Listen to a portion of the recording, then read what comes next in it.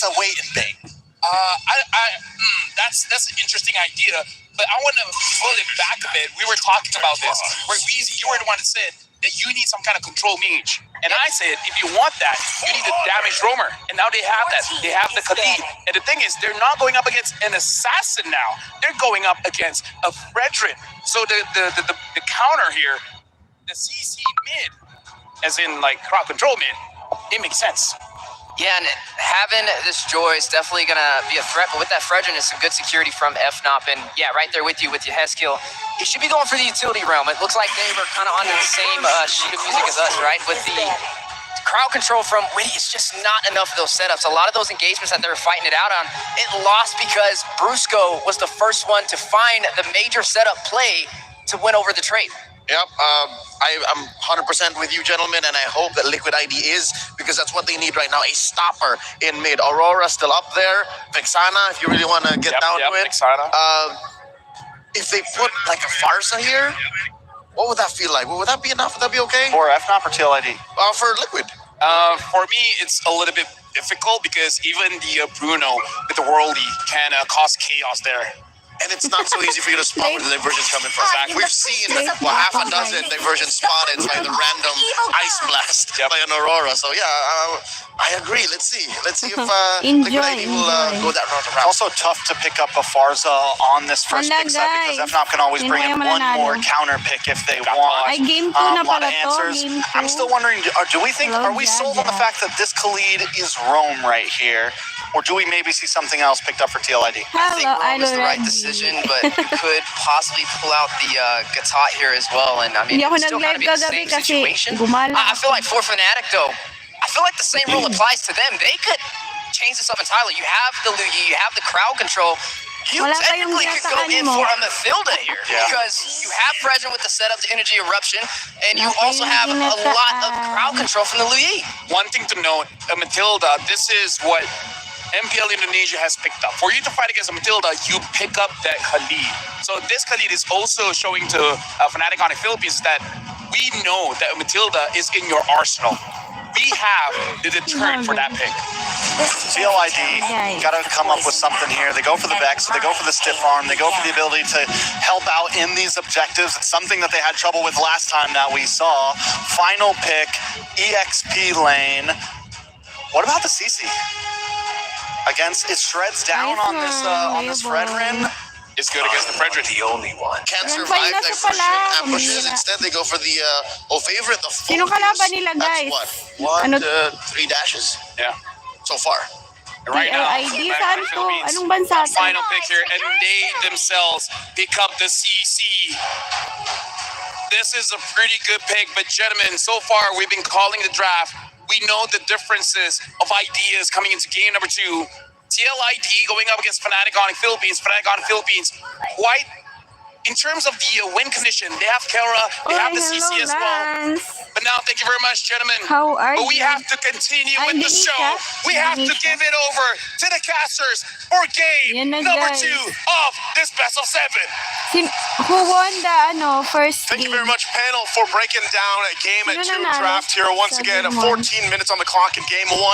Can TLID bring the series even, 1-1 in this best of 7? Gideon, how do you feel about the lineup? I think it's going to be a little bit hard, right? Lane-to-lane matchups obviously leaning towards gold, but hopefully they can get enough of a lead on Aaron Cheeky and hold it until about mid-game where he can pop off. Otherwise, for not that is, I mean, yeah. The Fredrin speaks for itself. The CC2, Fredrin against Joy, CC against that Khalid and the Phoveus matchup. We'll see if it's all going to come to place once again. Team Liquid ID, a different lineup, able to fight the range that we saw earlier and maybe even contain Kelra.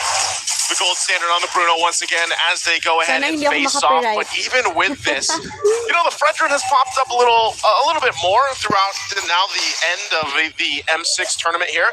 But it was a newer pick that was picked up a lot against these assassin junglers, or, for example, the Joy that ends up working out really well.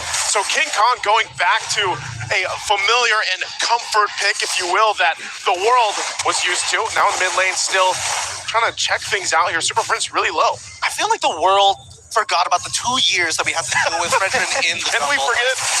I don't think anybody can forget that, right? Kaya But nga considering na-open that ko Team nga. Liquid has the lead on their side, they can force Baka out ma-strike priority, ako whether eh. through mid, through top Wag side. naman. It depends on the direction that they want to go to. And for now, it's a help Aran get out of this lane. We're just going to let Aaron Shiki do his thing in the gold.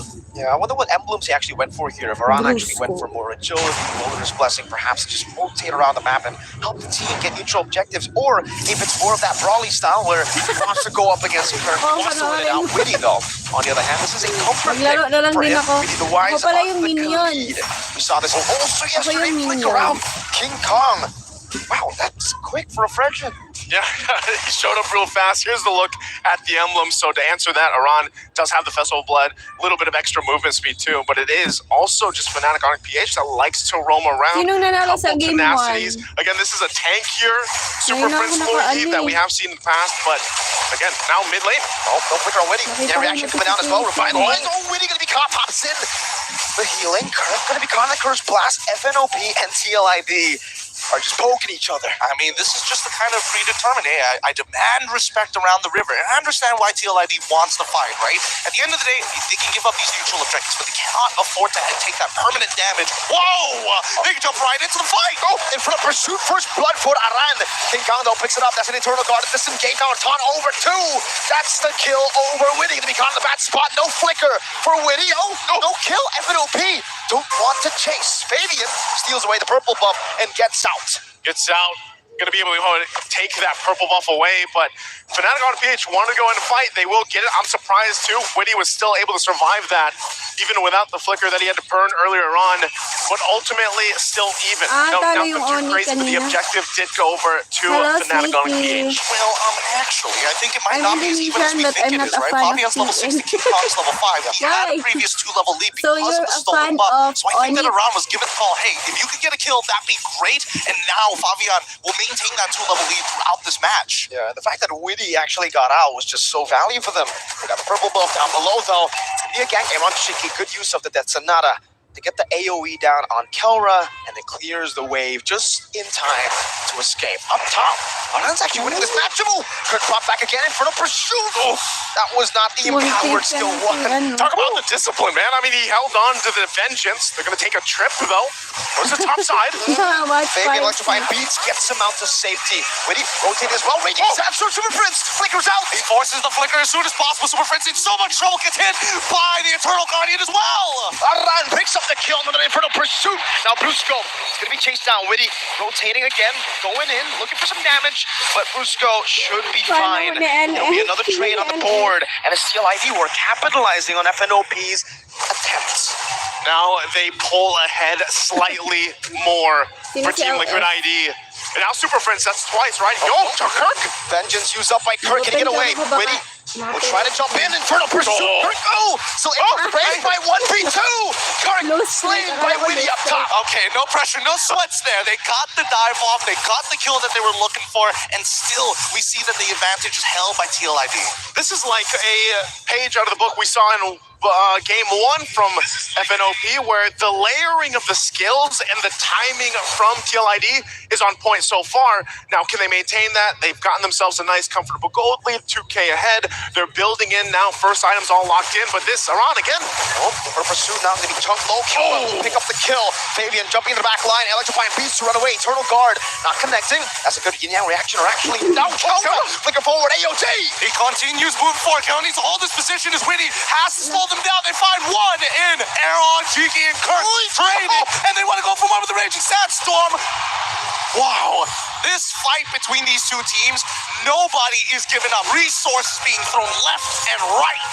No, I mean, it looks like you would think that there wouldn't be that moment, but then they crashed down. And again, that fight was started by Aran. He wanted it, but also now the two turtles in the hands of FNOP plus a turret. Oh, yeah. Kelra, one hit away still, might go down initially. Aran goes in. No.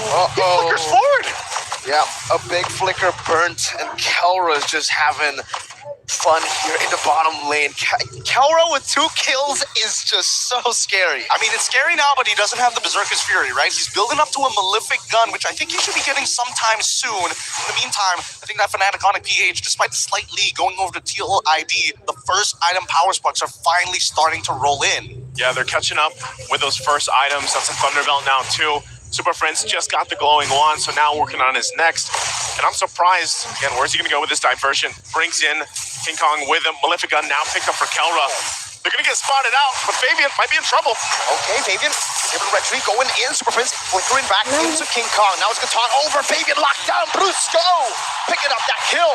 Aran looking for the play. Raging Sandstorm with the flicker. Oh, he connects, and now the revitalized Kelra alive. Winnie, he's going to get melted still. King Kong holds the line. Kelra again. Dumping and Kirk with a follow-up. Kelra gets killed down. It's a wipeout. What?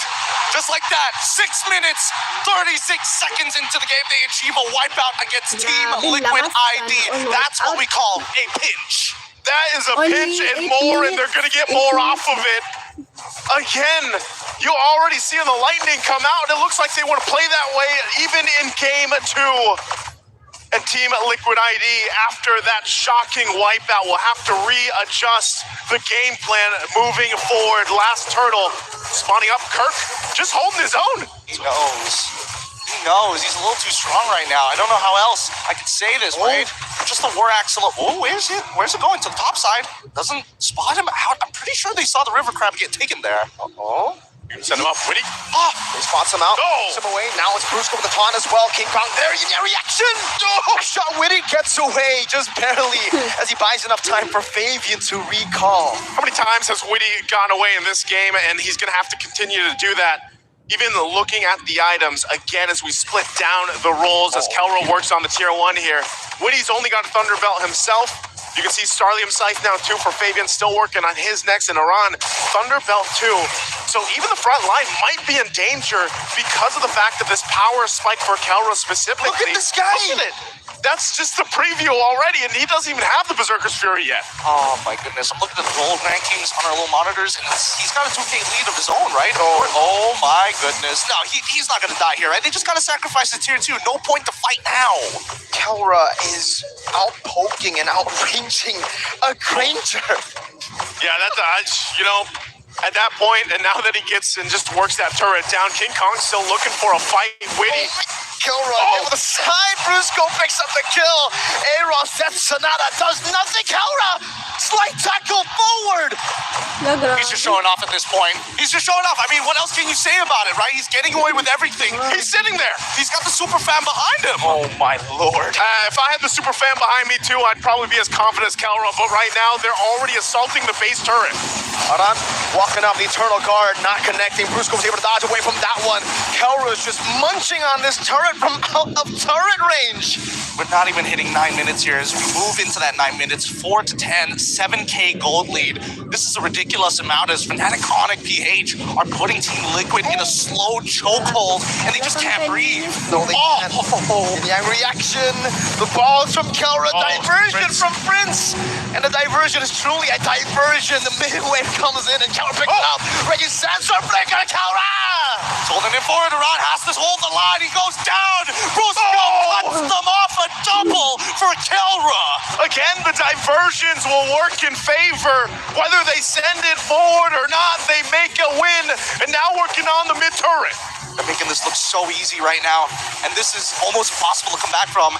Yehezkiel just doesn't have the items, and with the next wave already crashing on, let's see how Fnatic push through. Fabian, on the backside. Oh man, Fabian, he tried to go for the flank, but Kelra's the real assassin in game 2. Pang 10 minutes. Honestly, at that point, now they can go ahead and focus on the Lord. It looks like they'll do that, but I wouldn't have expected at this point, 10 minutes in, 2 base turrets gone, non-existent for Team Liquid ID here. I'm with you. I'm with you, Naisu. I did not expect this game to go so far to Team Liquid ID's control. I think a large part of it is because they've taken these fights as if they're skirmishes, but Fnatic Onic slowly pushes these skirmishes together into one full 5v5, and that's what Team Liquid ID is failing to see. Let's think about it here. Team Liquid ID, how do they adjust from this? They're 8,000 gold behind. There's no way they touch any area here around this Lord. So that's more so of what's the game plan for the base defense on this push-in. I feel like this is what we call in the business a checkmate angle for Fnatic Onic PH. They're not 10K, but they've got 2 inhibitor turns, which is already wild.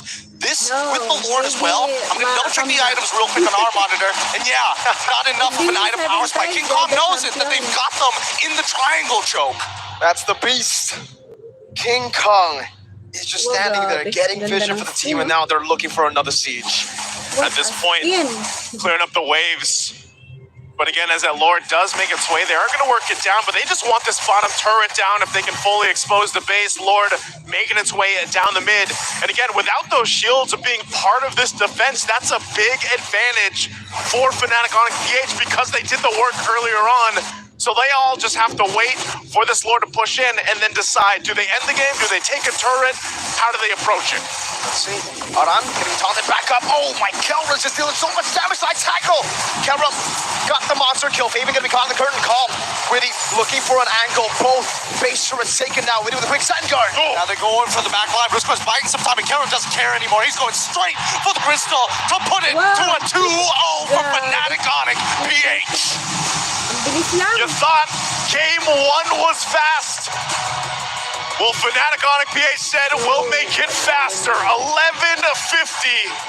And now sitting at 2-0 in the grand final best of 7. What is going on here? They're looking like the more polished team right now. Kelra has never made it to World Championship before. Dapat pala The first one he's made tumaya it to. kayo. He might just get finals MVP. Tumaya He kayo. just might. The whole team completely locked in already, shown us in game 1 and game 2. Panel, what do you guys think? Are FNOP locked in? What's going on here? Whoa. What we think here is that in M Series history, it's either a 4-0 or a 4-3. And now it's looking like it's going to the direction of a 4-0 because I gotta say the first 2 games, those were quick, but might I remind you, it happened here at Axiata Arena. That impossible happened where we had a reverse sweep. But either ways, this is looking a little bit too much. Oh, setting the tone, Fnatic Onic again, and this time even faster than game number 1. That's a hard pill to swallow for any team in this situation. And now Team Liquid ID back to the drawing board again for game number 3. What do they need to do to make the difference? You know, there's a saying that lightning doesn't strike twice in the same place. Yeah. In Axiata Arena, lightning round back-to-back just happened, son. Lightning could strike twice if we see some sort of miracle happen in a sense of reverse sweep. If we see TLID maybe turn things around here. But it is looking rough. FNOP seem like they were born for this night right now. Not just in the draft, man, but from gameplay to the whole package, from the coaching staff to the players. They are handling it all beautifully. First of all, let me just say, okay, like, I'm honestly more interested in the highlights because looking at the plays here, Fnatic Onic Philippines, all 5 members, they're playing it very, very clean. However, we do have to be critical here because this is the grand finals for the World Championship, and TLID are making some mechanical mistakes, like Aran even trying to engage second skill first and then flickering forward. Weedy not hitting the skill shots. Like, TLID, they have to get in the zone because right now, it does seem like something's going on. Something's going on that they're missing their skills here. I'll tell you what's going on. I can't speak for what Liquid is doing so far because these are, you know, some blunders that they've committed before. But for Fnatic Onic Philippines, this is a lineup that they tried before against Liquid ID. It was, game number 2 in the upper bracket finals, wherein Fnatic Onic played a very similar lineup, just switch up a few pieces, but it's still King Kong on the Fredrin and Kirk on a sustainable XP laner, much like the CC. They lost that game in the hands of Liquid ID, but as you pointed out, Trex, they learned a few things. Like they switched things around so that it wouldn't repeat itself. Yeah, they get a little bit more damage this time. They get the CC in the gold lane instead of having a Uranus, you know, instead of having something a little more stagnant. Also, Kelwer gets on the Bruno. You have this late game potential, and overall, FNOP just played this game very well. Even early on, they were willing, I mean, they took a death on one of those invades, but they were consistently putting pressure. They didn't want to let Fabian scale. They didn't want to let Aaron Shiki scale. They closed this game out in 11 minutes and 50 seconds, and they played it exactly how they needed to play it. Let me just say, I kind of feel like every single time TLID poses some kind of problem, it looks like Onyx, they have the answer. Because I gotta say, Fabian this time, he got the joy. But the answer was there, right? We got the Fredrin. And let me tell you, 009 on King Kong's Fredrin. And we heard what Mirko said. That's a pretty fast Fredrin. May That's the sana piece chocolate. taking care of him. And did we not talk about this May pre-match? chocolate That Vic sana. compared to Fabian, as much as I love the Usurper, King Kong, as much as he is a micro-mechanically gifted player, he doesn't mind hunkering down and saying, all right, I'm going to play a role here. If you need me just counter the Joy, I will. And this is another game for the Fredrin to prevail over If the Onyx Joy gets again. 7 wins, they're the 100% win rate on champion. that. And you know what? I'm starting to realize a pattern, right? It's to get the roamer uncomfortable, get Witty uncomfortable, right? You've seen him go from a setup roamer to now a damage roamer, but it's still the same recipe for the side of Fnatic Onyx, right? They know if they go aggressive super early, if Brusco can find the setup, even picking off Witty is the answer for them. There was a point in the game where we saw the Haas Claws into the Malefic Gun, and the only defense on the board was Thunderbelt from both of Iran and Witty, which is not enough. And then the Berserker's Fury even came in before they built another defensive item. Wheezy, at this point, what, the first 8-9 minutes of the game, Thunderbelt isn't even a real defense item. I agree. You need to get the stacks on it, and if you're getting stacks against a team that is, what, 5K, 6K ahead of you, under 10 minutes already penetrated your base, that's a losing fight. So this is how you touch the untouchable Aaron Shiki. You make the front line crumble. Because game number 1, game number 2, panelists, this is what you guys have been talking about. Weedy, Iran, these are amazing players. They're worthy of world championship, 2 but more wins. Fnatic Onyx Philippines keep on countering them. And now we gotta look at the MVP of the game. It's 2 times Ayun, now. nanonood, Leo Twice Boy, with the kasi Bruno, Grand the Final. gold standard, Kelra. They're gonna run out of Ngayon lang angles kasi to shoot it from Grand the same Finals. corridor, man. He's gonna keep getting the nod here. I mean, if he keeps getting the Bruno, I mean, yes, the Bruno's a Bruno. problem, and it's true. At Right. this point, do you completely switch up your draft ideas and just maybe hunker down on the gold Sabay lanes? na But deal honestly, just like Nakaraan. King Kong, Kelwer's gonna play with scraps, man. I still You feel can like put whatever in his hand. Beatrix. Plenty of teams. I mean, I get it. The Bruno's a problem, but plenty of teams have beaten the Bruno. So Dahil there has to natin be yung something. ano. I feel like the goal lane is solved. I feel like goal lane, it's everything else that's impacting here. We're talking about roamers, we're talking about the junglers, but at this point, it almost does feel like the draft makes an impact. But the players that pilot it, oh my goodness. Fredrin is a counter to the Joy, but you still have to use it well. And King Kong used it well. Yeah, he used it amazingly. There was a fight in here where Joy, we might see it here in a minute. Joy gets invaded in the orange buff, and Joy just can't move, man. Joy gets either hit by the duality, gets taunted by Fredrin. Fabian is essentially useless in every fight whenever they're all grouped up, and it is just okay, tough times for the side of TLID. At this point, TLID needs to get a hero that is uncounterable, but no such hero exists. It's going to be a challenge, right? I mean, I agree. I don't think it's just solely the draft in this. Even if you switch up the goal laners, even if you take out the Bruno, it's the They copy element in the build game and that then remains the everything. same, right? The battle to getting the first setup, that's always winning these More engagements to practice. get your gold laner online. TLID have to stop trying to brute force their way through this. They need to put some respect into Fnatic Onyx Philippines. We're seeing even in the end there, that last moment, Witty goes for this big play. Even if you catch Kelra there, even if you land on him with the Raging Sandstorm, nobody is there with you.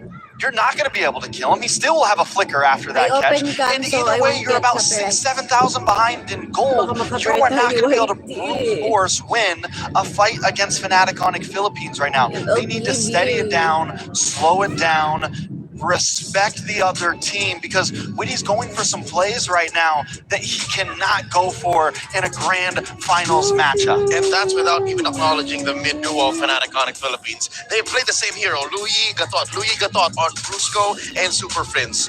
If you start attacking the other lanes, that means these two are just free. They're happy with what they're picking up. It's funny because if Witty had more items, maybe it'd have been a little bit of a different story. This is literally a situation where it's like, hey, you're not built like that.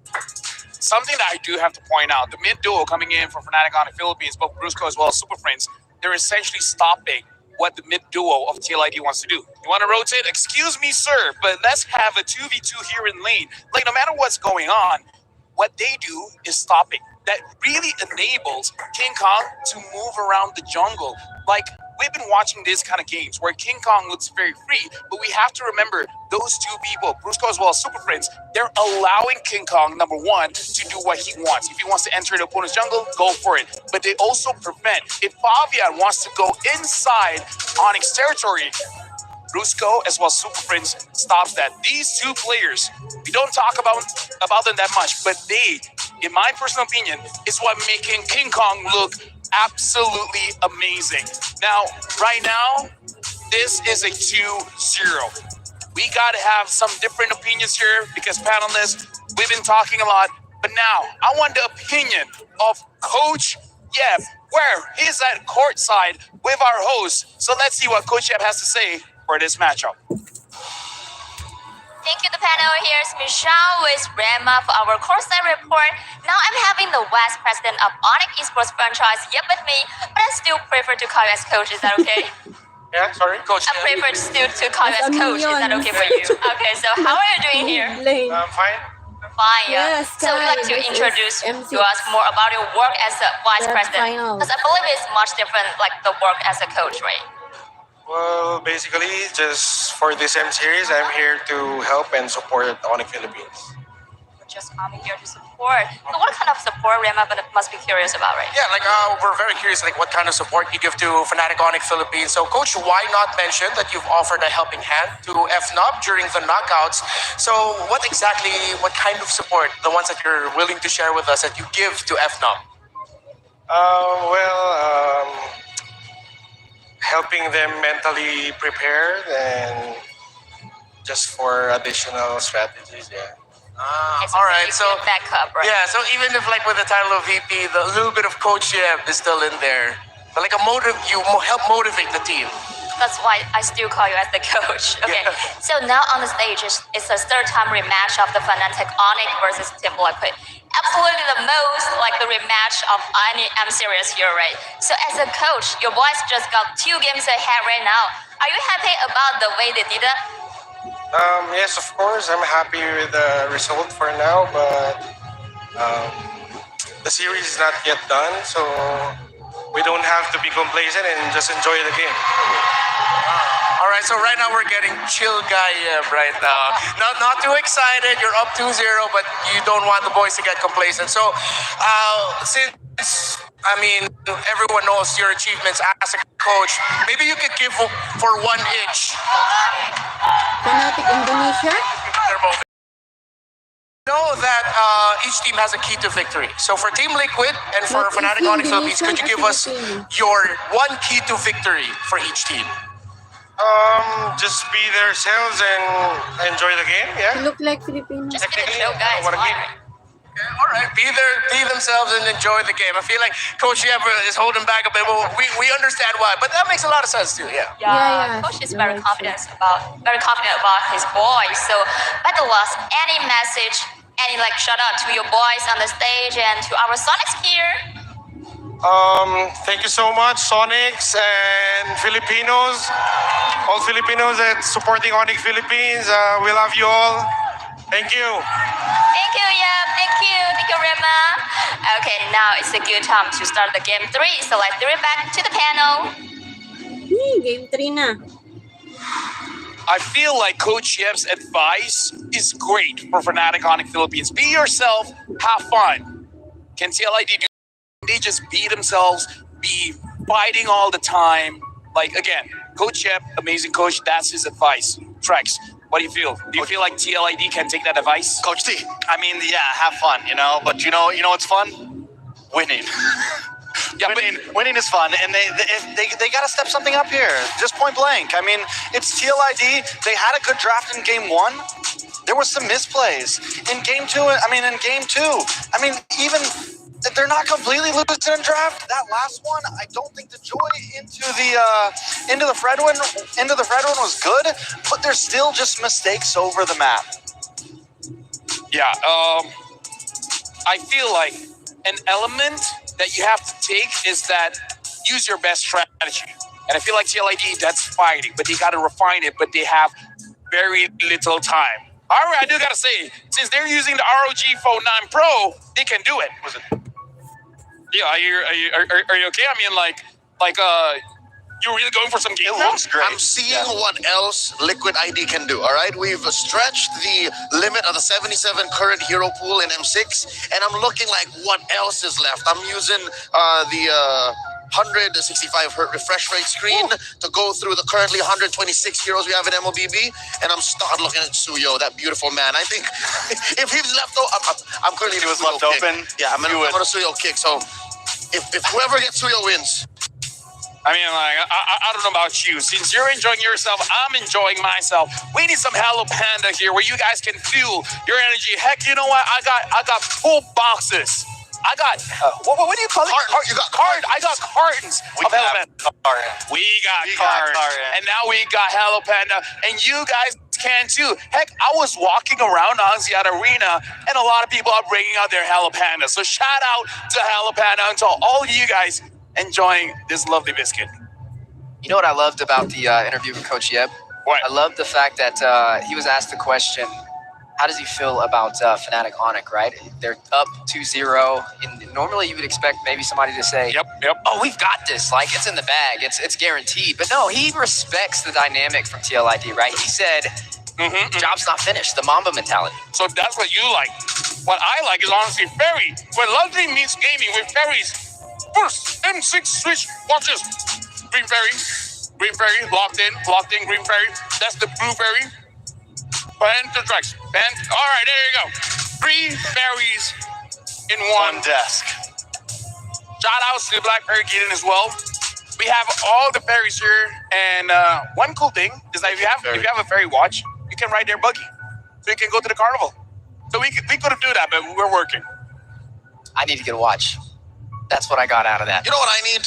What do you This need? isn't actually mine. They didn't give me one. Statistical let me borrow it. Since we're on top of things here, literally in the nosebleed seats in Axiata, I could use a secret lab.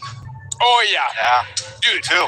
You know what will you be able to do with Super Lab? What? You can play for longer because the chair is comfortable. Heck, if Drex had a Secret Lab chair, his daughter will stop making fun of it. Exactly. She would. But we all know whose fault that is. Yeah. Yeah. But yeah, Secret Labs would be great. Here or at home. Either ways, now we gotta get back on topic here, All right. folks. 2-0. 2-0 for Fnatic Onic Philippines.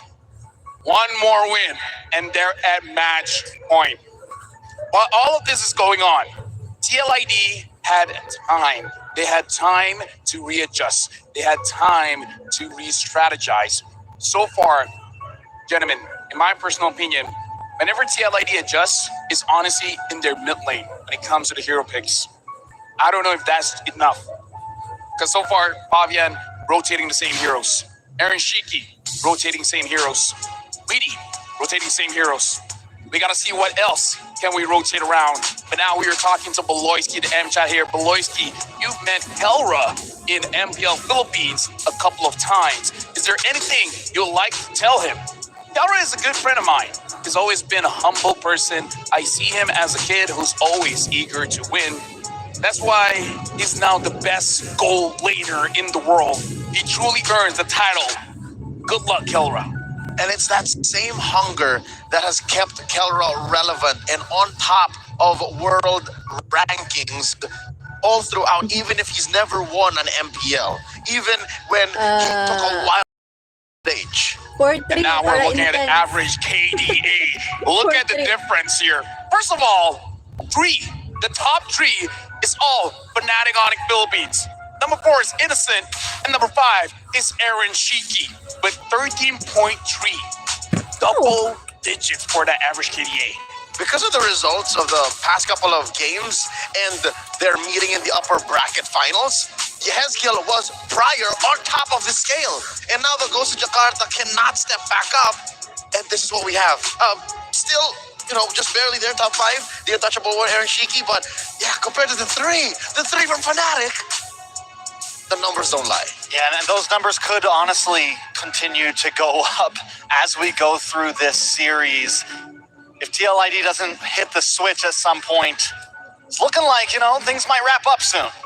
Hey, I just hit the switch, flip. That's what needs to happen right now from the side of TLID to be able to get back online and take this game under control, because they're running out of opportunities. Now facing with their backs against the wall, 2-0, and everybody knows when it comes to esports, this is one of the hardest things to come back from. So jumping into the next game, a couple of things are going to have to change. First, Witty. He tried to go in for the setup, he tried to go for the Joe, didn't work out. Then he goes in for the Khalid for the damage to try and find the back line, and he lets the Heskil pick up with the crowd control. And both methods still resulted in the same answer. On stage, we just saw Coach Facehugger, now analyst / assistant coach for Team Liquid ID. And the situation they're in right now, a 0-2 slump. I bet this throws him back to his old days in Aura, where they would struggle in FBID for the longest time. And now as a coach, is like, yeah, I've been there, gentlemen. I know what it's like. I wonder if that kind of wisdom is coming into game number 3 right now, because they need everything they can have, any kind of help.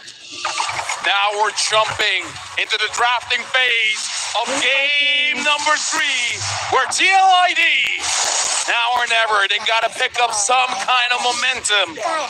And if we go back to the advice, Coach Jeb, something about having fun is being comfortable, is being alive. And now we hear TLID not giving Kelra that Bruno 150, anymore. 150 lang. And now looking at the junglers here, only one has been banned, and that's Fanny. So at this point, maybe we see FNOP just, all right, fine, you ban. They're very known to do this. If you're going to ban the Bruno, we'll ban the Granger here. Leave the jungles open to trade up on. But again, FNOPs now, they're in this place of maybe comfortability. But my guess is you just ban the Granger here. I mean, it's a pretty good ban. And again, if you pick up the CEO, you got the Joy. If they pick up the Joy, they got the Frederick. The Eve gets banned out, which, might I remind you, this is the pick TLID used to stop Samurai Giant. So this is a very good respect ban here. And now TLID, time to drop the beat of Flash. Picking up Joy. That's a stinger, right? I mean, I feel like FNOP is putting them in a chokehold right now, right? They want them to take the Joy. They're not even worried about it. I mean, credits to Coach T over there, Coach Trex.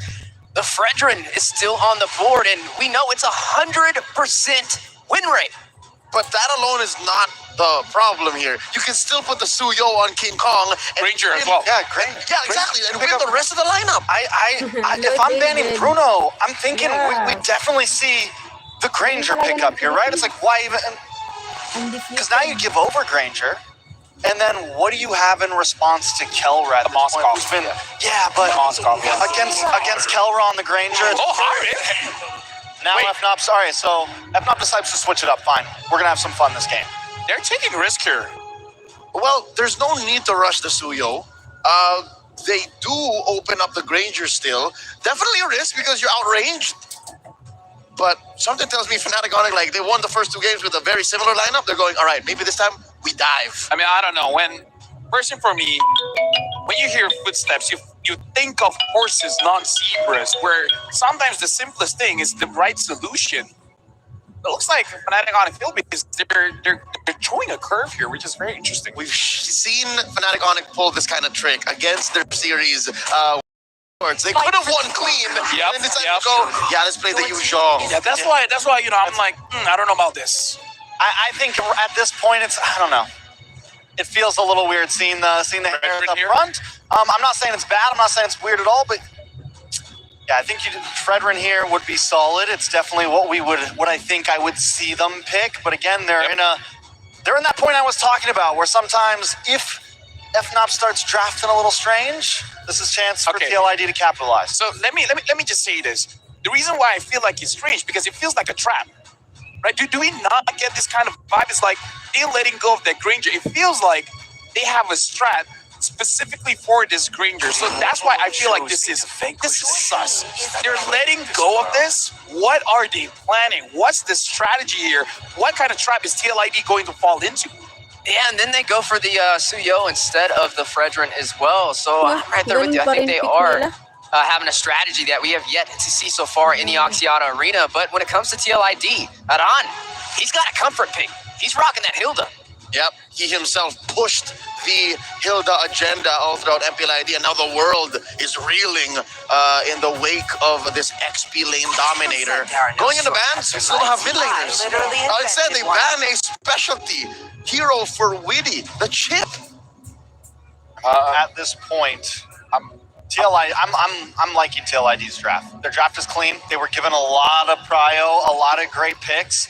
Everything that they have feels good against what FNOP has brought so far. Right now, when I'm thinking of drafts, maybe I'm overthinking in general here, but if there's a Suyo, would you ban a Fredrin? No. No. But is there a chance Fredrin EXP comes out? Nah. Maybe, but that's still, I mean, that only really kicks in what, that's going to kick in around, like, First Lord, but either way, that's when FNOP's been fighting. That's when they've been really winning out, is around that 7-minute mark. There's so many other heroes left yeah. for Kirk to just suddenly go, yeah, I'll Fredrin XP. I doubtful. Maybe you are overthinking it, LaFell. Yeah. I mean, I don't know. Because again, I feel like something's cooking here, and I'm not sure what it is. Speaking of cooking, you are going to see the high-lows taken off the board as well. We still have yet to see the mid lane matchups. The Farza still up for grabs. Looks very good. I would say even for both sides. Maybe you have to worry about the Katat. But Brusco the Bruiser, right? I mean, we know how he performs on this Katat, right? He's able to get to the backline. This literally was the deciding fact in game number 1. We saw multiple times where he would go in at 1 HP, and the tenacity, the only thing to keep him alive, and they're able to find the picks off. They're able to take out multiple members of TLID.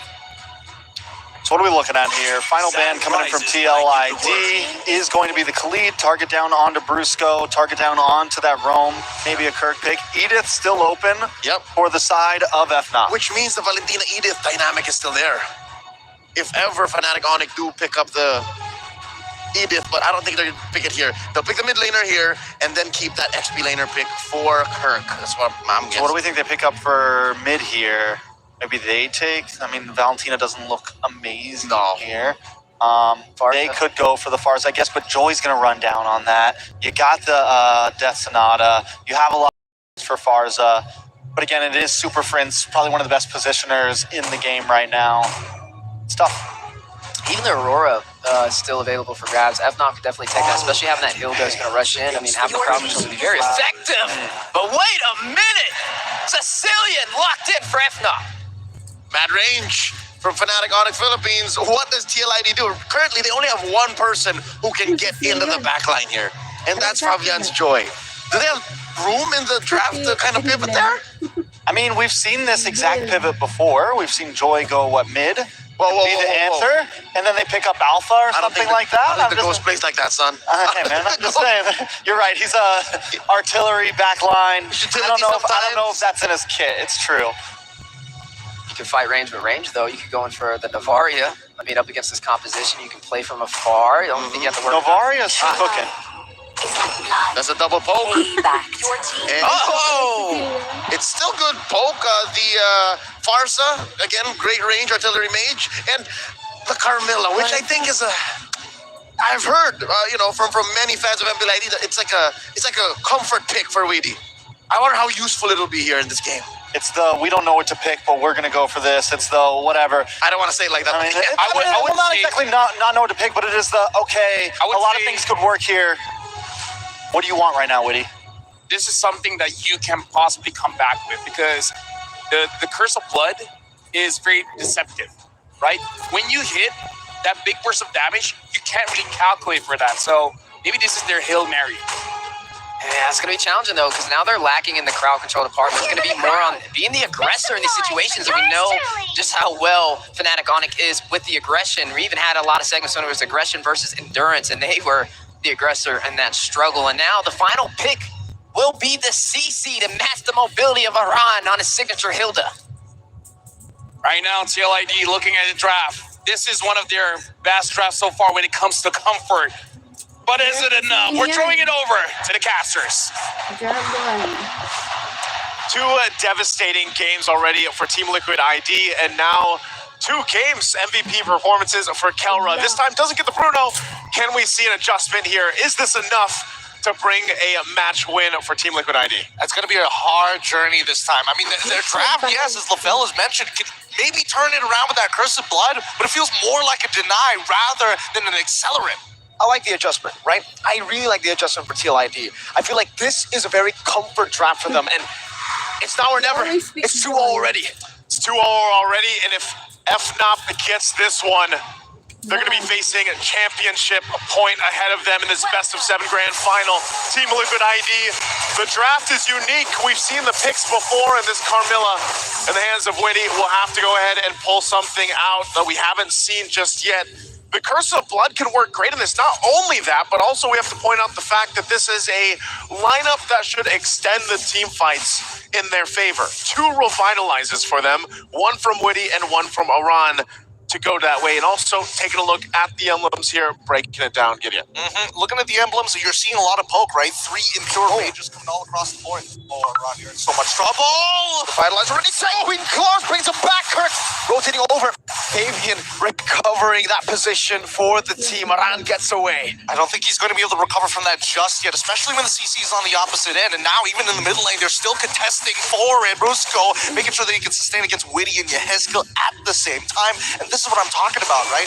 Oh, Surge like Queen Claws, Soul Sever. King Kong picks up first blood. That's not what you want to happen, man. You know, give King Kong the Suyo. He'll make it happen. First blood in his hands.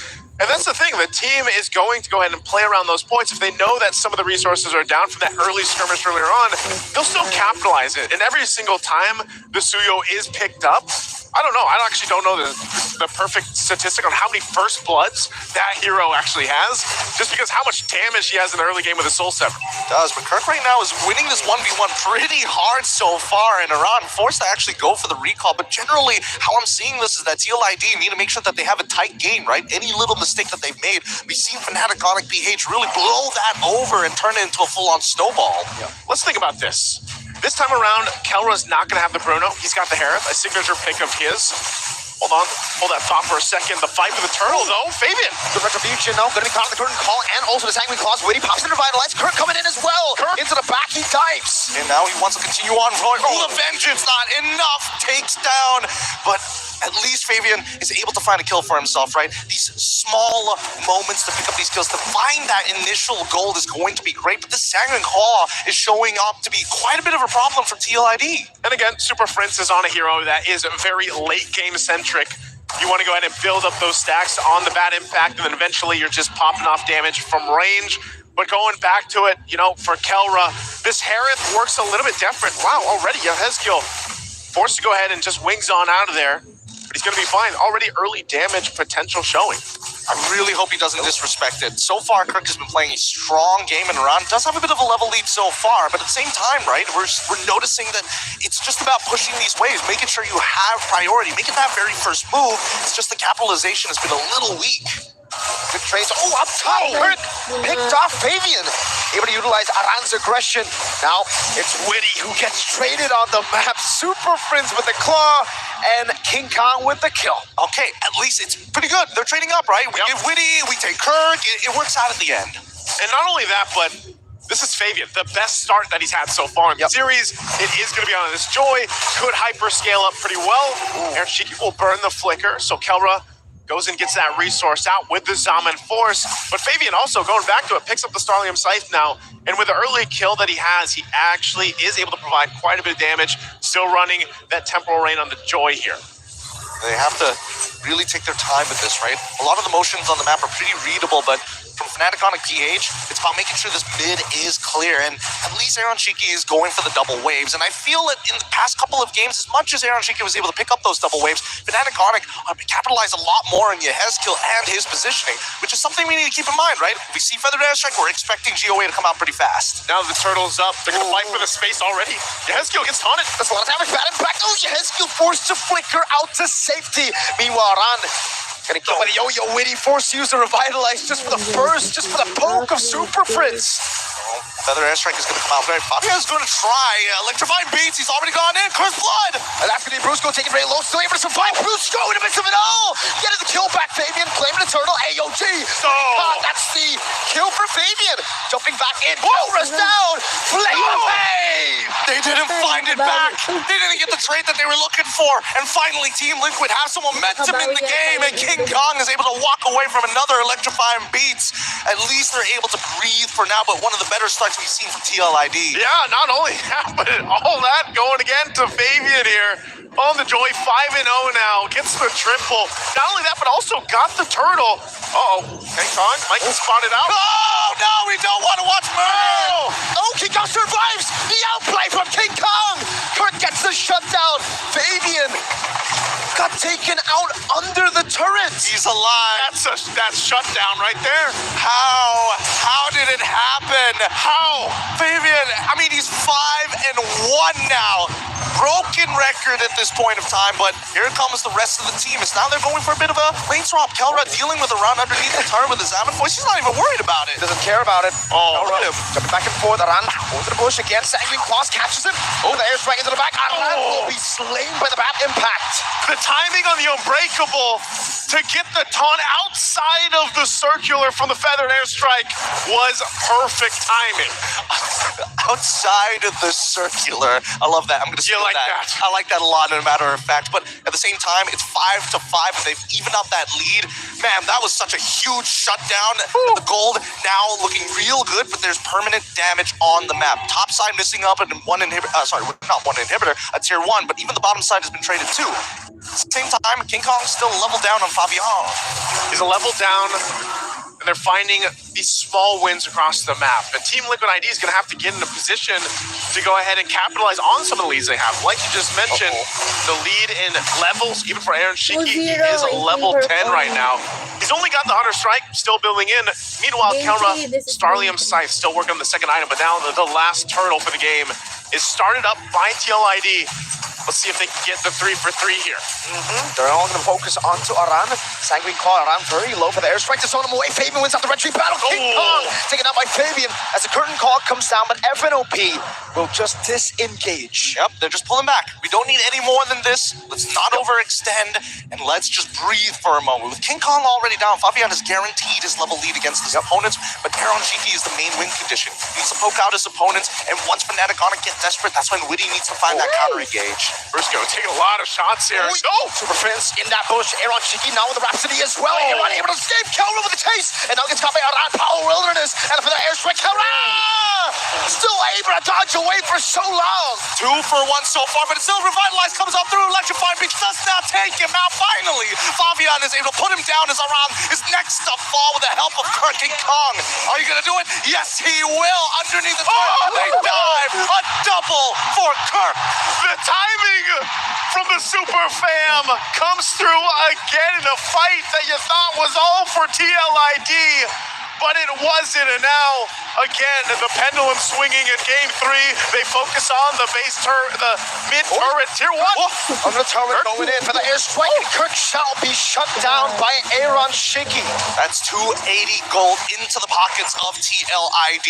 At least they find something back. 9-9. They're keeping it a very tight series here, but with 3 turtles on their side and 1 turret, we're looking for some permanent damage from specifically Fnatic on a PH, because now you realize that it's all about waiting for that Curse of Blood to come out and then maybe looking to, overstep a little bit to get TLID to come out of their comfort zone. The most difficult thing here for Fnatic on a PH is obviously dealing with where Fabian is. Most of the time, because of how far ahead he is in terms of damage potential on the Joy, they got to keep an eye on the back line, and Kirk's been doing a fantastic job. I mean, he is tanky enough to go ahead and jump in around whether he has the Vengeance or not. And that's kind of a mirrored approach where your back line is both exposed on both lineups if you're not careful here. So they check things out in the mid lane. The Lord is up, and Kirk's going to be the one to go ahead and get in position. Now still, it's relatively even across the board that tier 1 gets pushed in by the minion wave at bot as they get in position for the Lord. I just love the fact that they're forcing respect out of them, right? Even on the bottom side, from FNOP, they're not spreading out anymore. They got to stay together. Okay, so Melfic Roar already picked up by Aaron Shiki too, so that should be the power spike. 3-item power spike. You can see the damage. The poke with the feather airstrike as well gets Sonata. Kelra is out of the fight just like that. Up top, 1v1. Flavor Fave, the usurper in a 1v1 against Kirk. I want to go solo kill you, but it's not King Kong, it's Kirk. Yep, it's Kurt for now, but it's not over just yet, right? 4 ultimates to 3 ultimates. The ult economy is looking pretty good for Fnatic Onic at this point in time, and this is the very first Lord. If they're looking for that big swing, Fnatic Onic need to win this out. They'll just delay it a little bit longer. Team Liquid ID still having the revitalizers too. One was just used by Witty. Still have the one for Aran. They'll get the ghost signal though on the Lord. They're gonna zone out FNOT. Aran jumping in. Oh, it's gonna start as well. Baby claims it and Kelra disappears. Aaron Shiki gets him down with the Death Sonata. Where did he go? Where did he go? Just a couple of shots and he disappears into thin air. Unfortunately, he's not able to build up enough shields. The raw damage from Aaron Shiki is just too much for now. It's too much for now, and this is the game that Aaron Shiki and the rest of Team Liquid ID needed. They get themselves another major objective, and now trying to work down some of the turrets they still have left to approach the base of FNOT, but Aaron Shiki, just go ahead, post up, take down that tier 2 as the Lord makes its way down bot. Aran? Kirk? Even with the revitalizer, Aran might have just made it. Kirk into the midst of the rest of the cavalry who just pounced on it. Kirk, he's got to calm down here. I mean, yes, it's calculated from Aran's side, but Kirk should know better. He got very confident off of that, and this is off of a Lord push. Lord push right now. Mid turret still being worked on. A feather airstrike dropped down. Wow, a lot of shots for King Kong. Shields are going to be popping here, though. Lord almost gone. The last one will go down, though, as Lord is cleared out. So FNOT will hold on to the base turrets. Pretty helpful. Now, at least they can breathe. At least they can, take their time and rethink their strategies. Because I think the hardest part is getting the right people to group together. Ideally, you want to get that curtain call on both Aaron Shiki and Yeskill. Maybe ideally Fabian as well, with basically any of their front lines. Ilang minutes pa lang? 11 minutes. Feather airstrike on the Super Prince lead like they should have to go once. Oh my god, gets batted back just in time. Another feather airstrike over to Kelra. Very low on Kelra and Kurt. Prince able to clear out the wave in the bottom lane. And that is it. But man, the kill threat. He was hurting. He was hurting a lot. That was glowing wand on top of the... Oh my, it could have gone bad. Super Prince luckily pops his ult in time and conveniently has minions down by the bot side of the map. Could have been real bad. It could have been real bad. Even running with that. Again, all Super Prince wants to do is continue to build up on the stacks. Stack him up. That he has. Glowing wand. Wishing Lantern now. You can see it there. 216 stacks for the Sicilian. So the later the game gets dragged on, then Super Prince becomes pretty devastating in terms of damage. But you saw it too. The stacks for Aaron Shiki. He deleted Kelra earlier on. Yeah, I mean, he's 695. He's about to hit 700. It's only like 1230 in the game so far. I mean, he's been stacking up really, really nicely. I do like the way the TLID is adjusted. You can see the purchase for Witty. Anti-Curse into second item Twilight Armor. So he has ways to deal with the poke that will be constantly coming out from FNOP's Super Prince, right? With the Sicilian, that bad impact, it won't really have that punch anymore with the Twilight Armor. You can just constantly take that damage, back away, wait for it, Kelra. Kelra for the back! That's a big bomb. That's not the curse of blood from Witty! That's 3 members already down, and Kirky's got no pushing power as Fabian's running in with the rest of the squad. It's going to be the Vengeance already, Papa, with no minions. What? Okay, there's the push in from the cavalry they're looking for in game of 3. FNOP will still try to defend, but they're going to have to make this work. Only Kirk left now. Gun down the Rhapsody and that Sky Piercer. The cavalry are alive. Ooh, they breathe life into another game, extending this series. They're not going to let FNOP get to match point just yet, not without at least one Stampede down. They came through as a Stampede in game 3. We talked about the adjustments leading in this one, and it was apparent here from start to finish. They showed that they have fight in them right here for this series. And you can see how the Carmilla was a comfort for Witty the Wise. Yep. It was a great pick, unique draft once again. We're going to have to go ahead and throw it over to the panel to break down game at number 3 and see what they thought about this result. TLID was able to take down Fnatic Onic Philippines in game number 3. The question is it an outplay or a mistake? Trax, what do you think? I mean, TLID I think they were able to execute some things there. They were on fire, and FNOP, honestly, a little bit on the fritz there, man. Had a little bit of a glitch in draft, at least in my opinion. And then even in some of the gameplay, we saw Kelra get caught. TLID had the advantage from draft on, and this time they executed it very well. I think the word you're looking for is a little too playful. We've seen Fnatic Onyx go through these episodes. One to point out is against Falcon Esports. They picked out a double dive lineup, put a Yuzhong in the EXP. In that same series, they put a Uranus into Kirk's hands, and that was against Liquid ID. I correct myself? Either way, we've seen it happen a few times from Yeah, so it seems like for the sake of shaking it up, Fnatic Onyx, we're only speculating, decided to first phase draft the Harith, and then open up the Granger, give it over to Aaron Shiki, and then close up with a little more conservative Sicilian and CC, which again allowed for Liquid ID to come in and read that game from game 2, and then take over. Weezy, how do you read this? It's the Onyx special. That's what it kind of appears to be, right? When they are ahead, they tend to kind of do these things. They draft a little bit more interesting. Something I can't predict. I would say the X Factor effect. And the X Factor is high risk, high reward. And this way, in this game, was not the reward. So I think in the next one, the draft was what made the difference in this. It wasn't a micro game. This was 100% draft. So this time, it's the draft. We can say that for sure. So, like, Trax, do you think that maybe for the sake of winning the World Championship, should Onyx make it simple? Yes, I mean, I think this was when we first started the night and we talked about win cons for TLID. It was take advantage of these playful moments, take advantage of these glitches in the system, and then build momentum off of it. So Fnatic Onyx, they have two choices. They keep on messing around, and they let TLID catch up, and then it's risk factor. Then it gets risky. Then they find out that, oh man, TLID has momentum now, and now they're really playing and growing. Now they're adapting. So Fnatic Onyx, they need to quickly get things back together. Yeah, this was interesting too, because you pick up the Joy, and I would have sworn the Fredrin 100% win rate would have been the thing picked up here from King Kong. But instead, decides to go for the Suyo, and then you have the Sicilian, the late game special. But I mean, this is a 13-minute game. We saw the stacks, they just weren't scaling. You know what? There were moments where the Suyo wasn't even bad. Like, I think Suyo into Joy running it like this, especially if you're confident as King Kong is it wrong?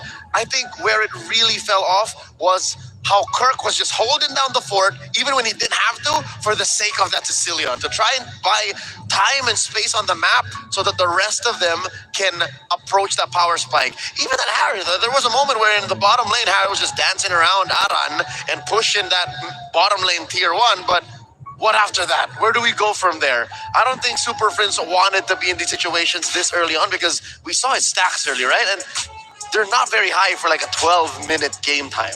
Yeah, there's also this, with Kirk, what we just saw from the items, he's very late to pick up any magic defense. Yes, he gets the tough boots, but into the War Axe, into Brute Force Breastplate, and you're in this tough position because you have Aaron Shiki, who's dishing out insane damage. You have Fabian and a Farza, who's dishing out insane damage, and every time we saw Kirk go in, trying to do Kirky things, he gets taken out very quickly, even when that one moment he thought he had her on.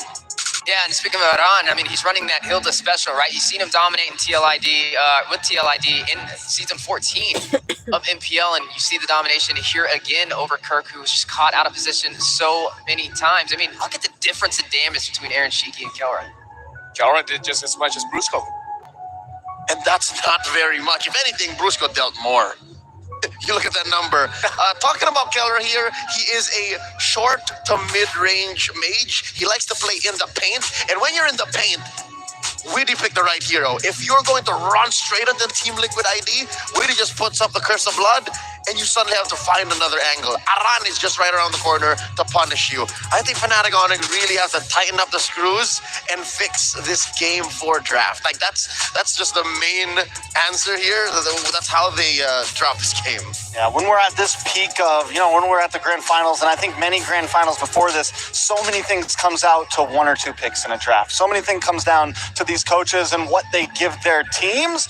And TLID kind of risked it there, right? They go for the Joy first pick. They risk giving over the Granger, but in the end, we have our MVP Yep, the usurper Fabian here using the joy.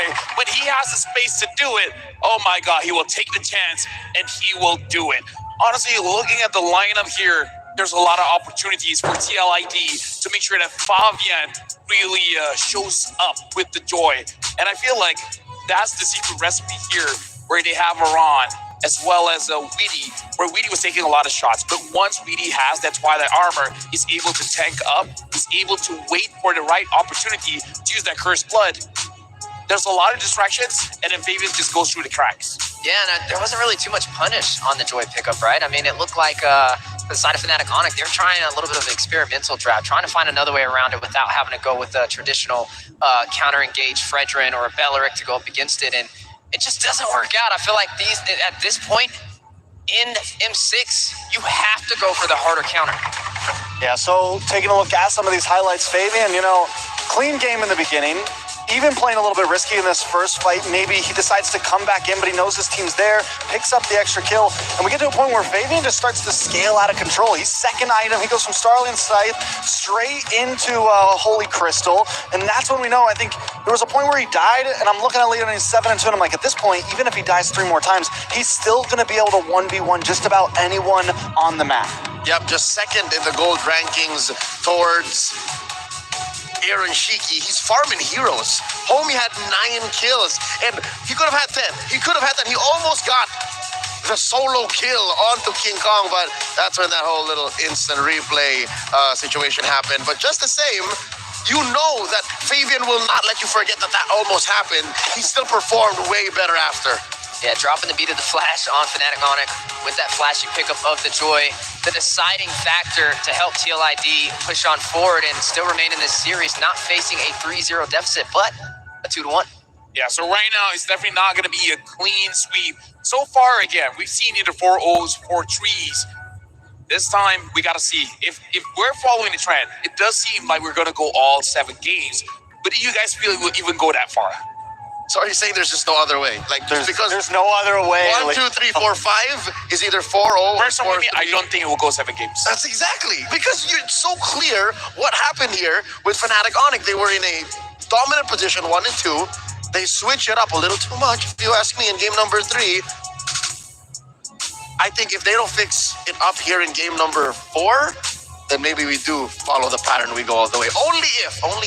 Only if next game there's another glitch in the system, there's another quick Fritz in the draft, then definitely this whole trend could continue. I think next game's going to be our big decider on when this is all going to end. Yeah, but that's not a gamble I'm willing to take. I'm not going to go for the experimental draft, especially with all of this on the line in the Oxyot Arena, grand finals, a chance to be a world champion. That's not a time to experiment. That's where you go straight to the basics and you work with things that have been tested, things that have been proven time and time again. So we're seeing that probably game 4 onwards is going to be the real FNOP. But before that, we got a quote here coming in from Weedy from TLID. Weedy Wise. We have to see what he has to say. The title above all. Weedy has said, facing SRG was an intense match for us. We had to set aside our egos and personal issues, prioritizing this match above all else. In the past, we didn't play as a team. We focus on our individual games. Against FNOP, we're committed to pushing ourselves to the limit, aiming to bring the championship title back to Indonesia. Very interesting quote here coming in from Weedy. I mean, I like how he said SRG was an intense match for us because they 3-0 SRG, and they made it look very clean. TLID were so dominant, so definitely a little bit of humbleness there. And now I'm wondering, if they want this championship title, they need to bring out that beast that we saw from them the past couple days. And every single game so far in this best of 7, 1, 2, and 3, they have put out their best foot. It's not like the draft was bad for TLID in any of those games. It's actually weird that it's Fnatic Onyx that we're actually pointing out that had a weird lineup going into that bout. So I agree. Weedy, just focus on your gameplay. Focus on asking St. DeLucas and Facehugger for a good draft. And if you get it, just play better than Fnatic Onyx. But going into game 4, I think things are going to change. And I do agree with the point when you said going up against SRG, they had to play more as a team and not their own individual games like they have in the past, right? Especially when we see the match against SRG, they had a lot of synergy. They had a lot of diving potential as a unit, that hive mentality, which was helping them overcome a lot of their competition, and that really put a pedestal up for the side of TLID to be able to step on. And they were able to step on it, and they learned from the experience, but now it's using that experience and translating it into this game. Now, they got a match off Fnatic Onyx. Can they ride that momentum? We'll have to see. A couple minutes till draft. You know, TLID, I think I want to talk about how they come into this match, right? They just came off of a big swing. You know, do they still come in with the same idea? Do they feel the way that we feel, that maybe, you know, F not messed up in draft? You know, like, it's kind of... That's out of your control. As a competitor, as an athlete, if you know in yourself that you won because your opponent did a certain few things wrong before the match even started, how do you deal with that? It's irreplicable. You can't go like, all right, I hope they do that again. I hope they pick the Harris early again. I'll tell you what, I wouldn't even look at that game. I would look at the game before, where the mistakes actually happened, when it was an even playing field, where it was a more even draft, because I don't expect... You said lightning struck twice. It's not going to strike twice again, right? There's a reason you said that, and I feel like stepping into the next draft, it should be a little bit harder of a challenge for TLID. So I think looking back at the previous games where they did lose in the micro engagement is what's going to make the difference overall for this series. And now we're looking at player head-to-head here, and I kind of feel like this is what we're going to see a lot in this game. Between Brusco as well as Weedy, it does feel like Weedy will be the one to take the brunt of the damage here compared to Brusco, because in terms of the mid-trio aggression, it does seem like Onyx is a little bit more compared to TLID. All right, if there's anything to take away from this, it's not what's on screen. It's something that isn't. The fact that Aran took so much damage in game number 3 to help spread it out between him and Weedy might be a key to victory for Team Liquid ID. If this, what is this, 13,000 that Weedy is taking more from Brusco is spread out between him and Aran, maybe they can take more fights wherein it's not a 4v5, a 3v5. Yeah. You know what I'm saying? Like, if Liquid ID can keep the numbers game fair, then maybe even more they can find ways to like shut down Kelra, shut down King Kong. Yeah, look for those. I think a lot of it comes down to them tightening up, looking for those, you know, more clustered team fights to where they're not as spread out, because we saw it in game 1 and even a little bit in game 2, you know, FNOP really capitalized when they're able to disperse them. You know, Kelra will find Witty in the back line, kind of broken off from the team. Then Kelra comes in late. So if TLID is able to group up, they're able to disperse some of that damage. Which is weird, because Fnatic Onyx are specialists at this scrambled style of team fighting. That's where Brusco can get away, heal up for like 2 seconds, come back, punch someone in the face, and then be part of the fight all over again. How do they hit this balance? How do they make that happen over and over again? Besides the weird draft, again, secrets up to them. It's up to Coach St. Lucas and Facehugger to remind them how to get that. Yeah, you got to out-bruise the bruiser. I think that's one of the keys to victory for the side of TLID. I mean, we see him on the Gatot. We see him with these initiations. The majority of these games, if I'm not mistaken, were they all Gatot games from Brusco so far? Yes. They were. 3 games in a row. 3 games in a row. See, and that's a key to victory right there. Just finding a way to shut him down, maybe forcing him on something else so he can't create such an opportunity. And now we're jumping into draft of game number 4 here. TLID, I agree with you, gentlemen. If Fnatic Onyx Philippines draft like normal, it's going to be pretty hard for TLID. They were able to clutch it out when Aran as well as Weedy takes the damage by 50-50 here, but this time, unfortunately, the heal that has been banned off Fnatic Onyx Philippines will be on first pick. Okay, so TLID, what do they make this last ban as? I don't think you go into jungle. You take out the Bruno. So now you're kind of playing that same game. Last time they were on blue side, they had the first pick opportunity. They obviously don't want a Granger up front. They're willing to maybe give it over to FNOP. Does FNOP take it? No, they go for the Joy this time.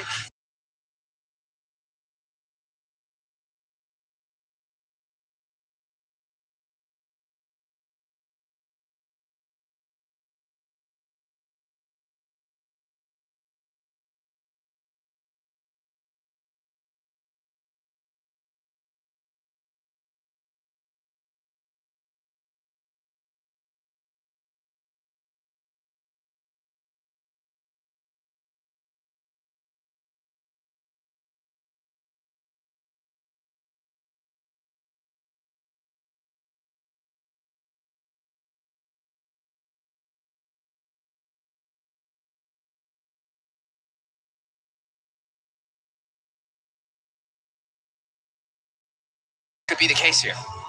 I mean, the Lu Yi, I get it. You're taking it away. It was definitely a possibility as a number 2 or 3 pick for FNOP on the swing back. But again, you're now risking losing a gold laner here if FNOP decides to lock in this Granger immediately. I think that's the choice for them on number 3 here. Here's the thing. The Granger is good, but Kelra can make a Moskov work, a Beatrix Couldn't work. make the Harith work last time. That's just a whole nother story. So I'm guessing they prioritize something else here and they close in on that mid lane matchup. Super Friends still has his own diversion if you think about it. Fair. Very fair. I mean, definitely agree. And and you get Brusco still onto something comfortable here. Instead of the Gatot, you get something a little more aggressive, a little more backline diving.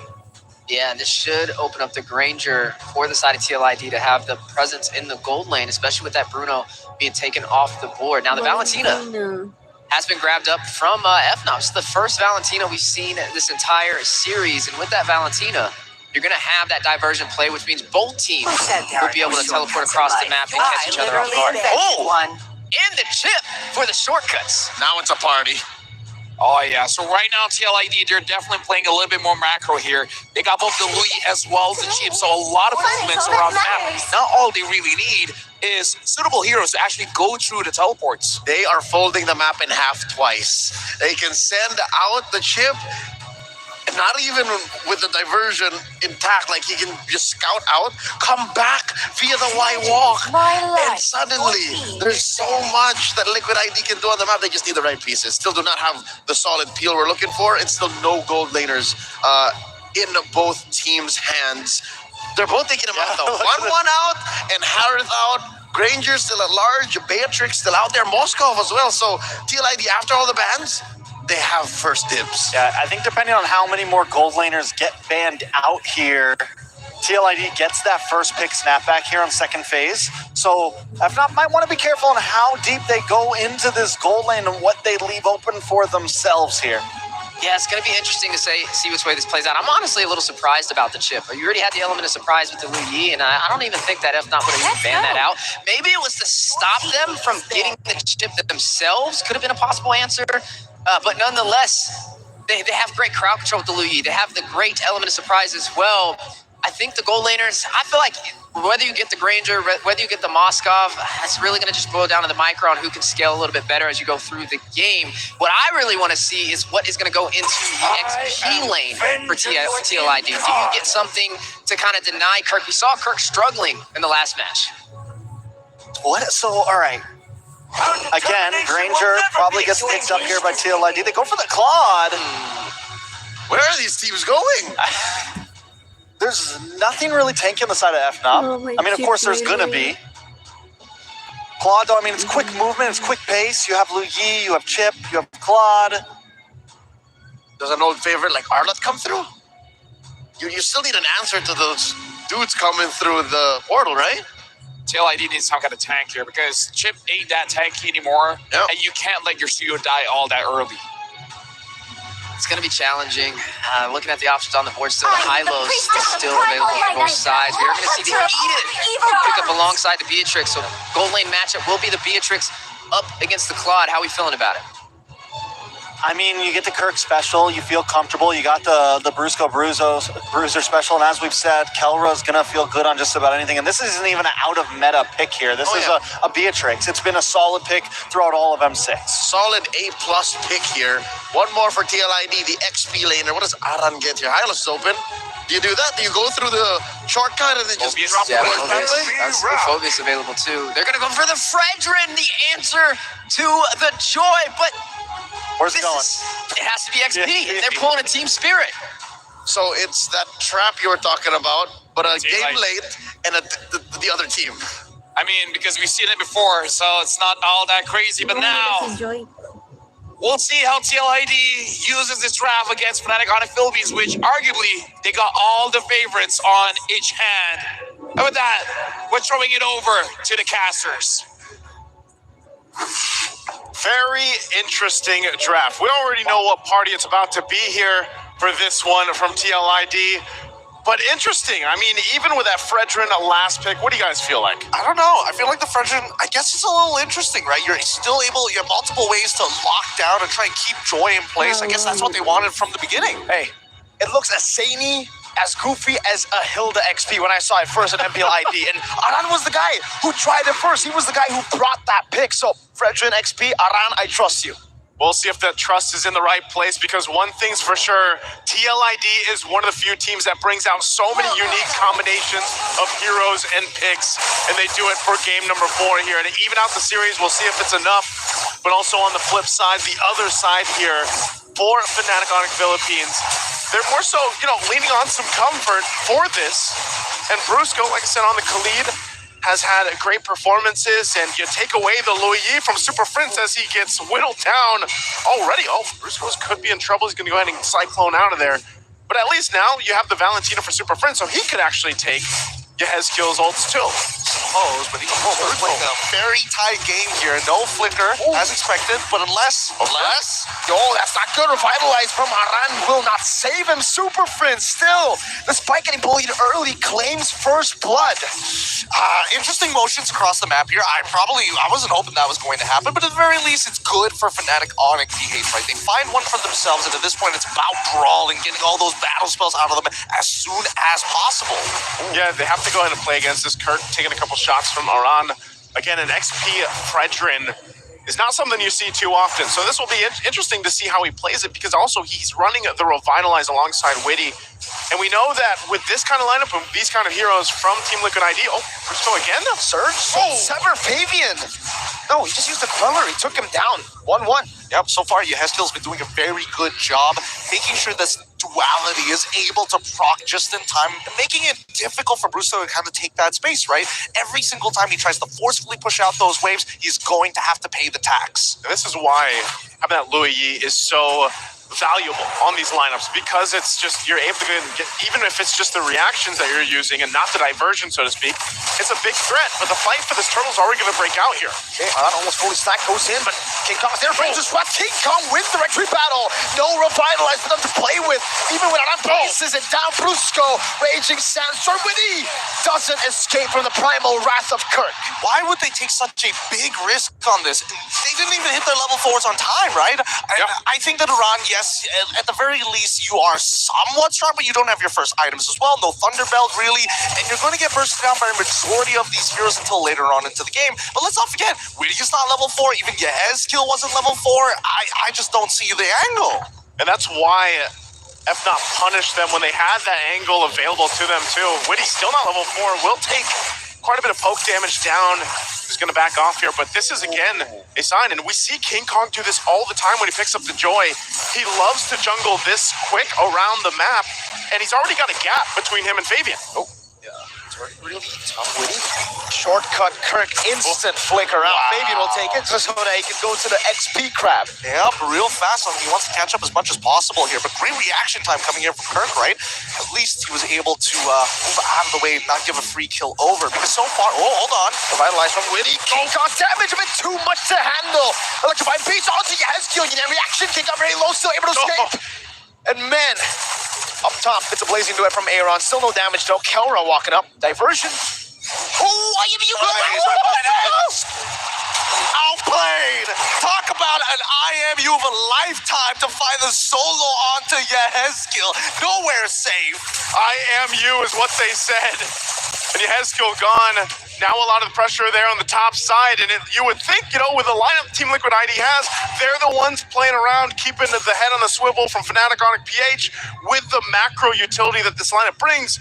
But it seems like FNOP's able to do that instead. Yeah, and they're doing a phenomenal job so far. 3K lead, and Iran unfortunately does not outpush Kirk at this point in time until he gets maybe a Molten, but until then, we'll basically be seeing Fnatic Onyx PH be very happy around the turtle, which is interesting because you're expecting TLID to come in with more creative angles, right? Now that their ults are available, they should be looking for flanks, looking for opportunities to sneak their way into the battle lines. Again, part of this is the utilization of the Valentina for Super Prince. Shortcut could be dropped down, and that's King Kong. So he's like, you know what? Shortcut came through. They're on that side of the map. We'll go and make our way to the turtle and start this up to lock it down. Second one Not sure if there's going to be any contest, so it looks like TLID just goes in positions. And Fnatic on PH, they read perfectly into it, right? They see that TLID escape, they see the diversion where it was initially going to go. They know for a fact that they've got no resources, so therefore, we don't need everybody around the turtle. It's just really tough right now for Liquid ID to do anything. Primal right down below. Go big. Liquid from Kurt. Revitalize from Aran now chasing down, but King Kong comes to his safety and gets the kill. Can we just say, you know, Kirk on this Edith, a signature pick of his. Loves to do the, hold on, jungle. King Kong electrifying beats. Yes, you know, reaction. Fabian to be very low again. King Kong versus 2. Fabian escaping the Queller. Yes, walking up again up top. There's a battle. It's going to be King. Oh, Kelra jumping. The double for Kelra under the tier 2. Nicely done, nicely done. Brusco applying so much pressure across the map, opening up that information, allowing these kills to be falling through for both Kelra as well as, I mean, King Kong, the fact that King Kong was already 2v1ing it, he's really pressing his lead. He's has a massive lead right now, but just again as a team, it's mind-boggling to think that Fnatic on PH is finding all these fronts across the map from bottom to the jungle and then the top. That it's Team Liquid ID really trying to catch their breath and try to find these moments where they can actually keep things from getting too out of hand.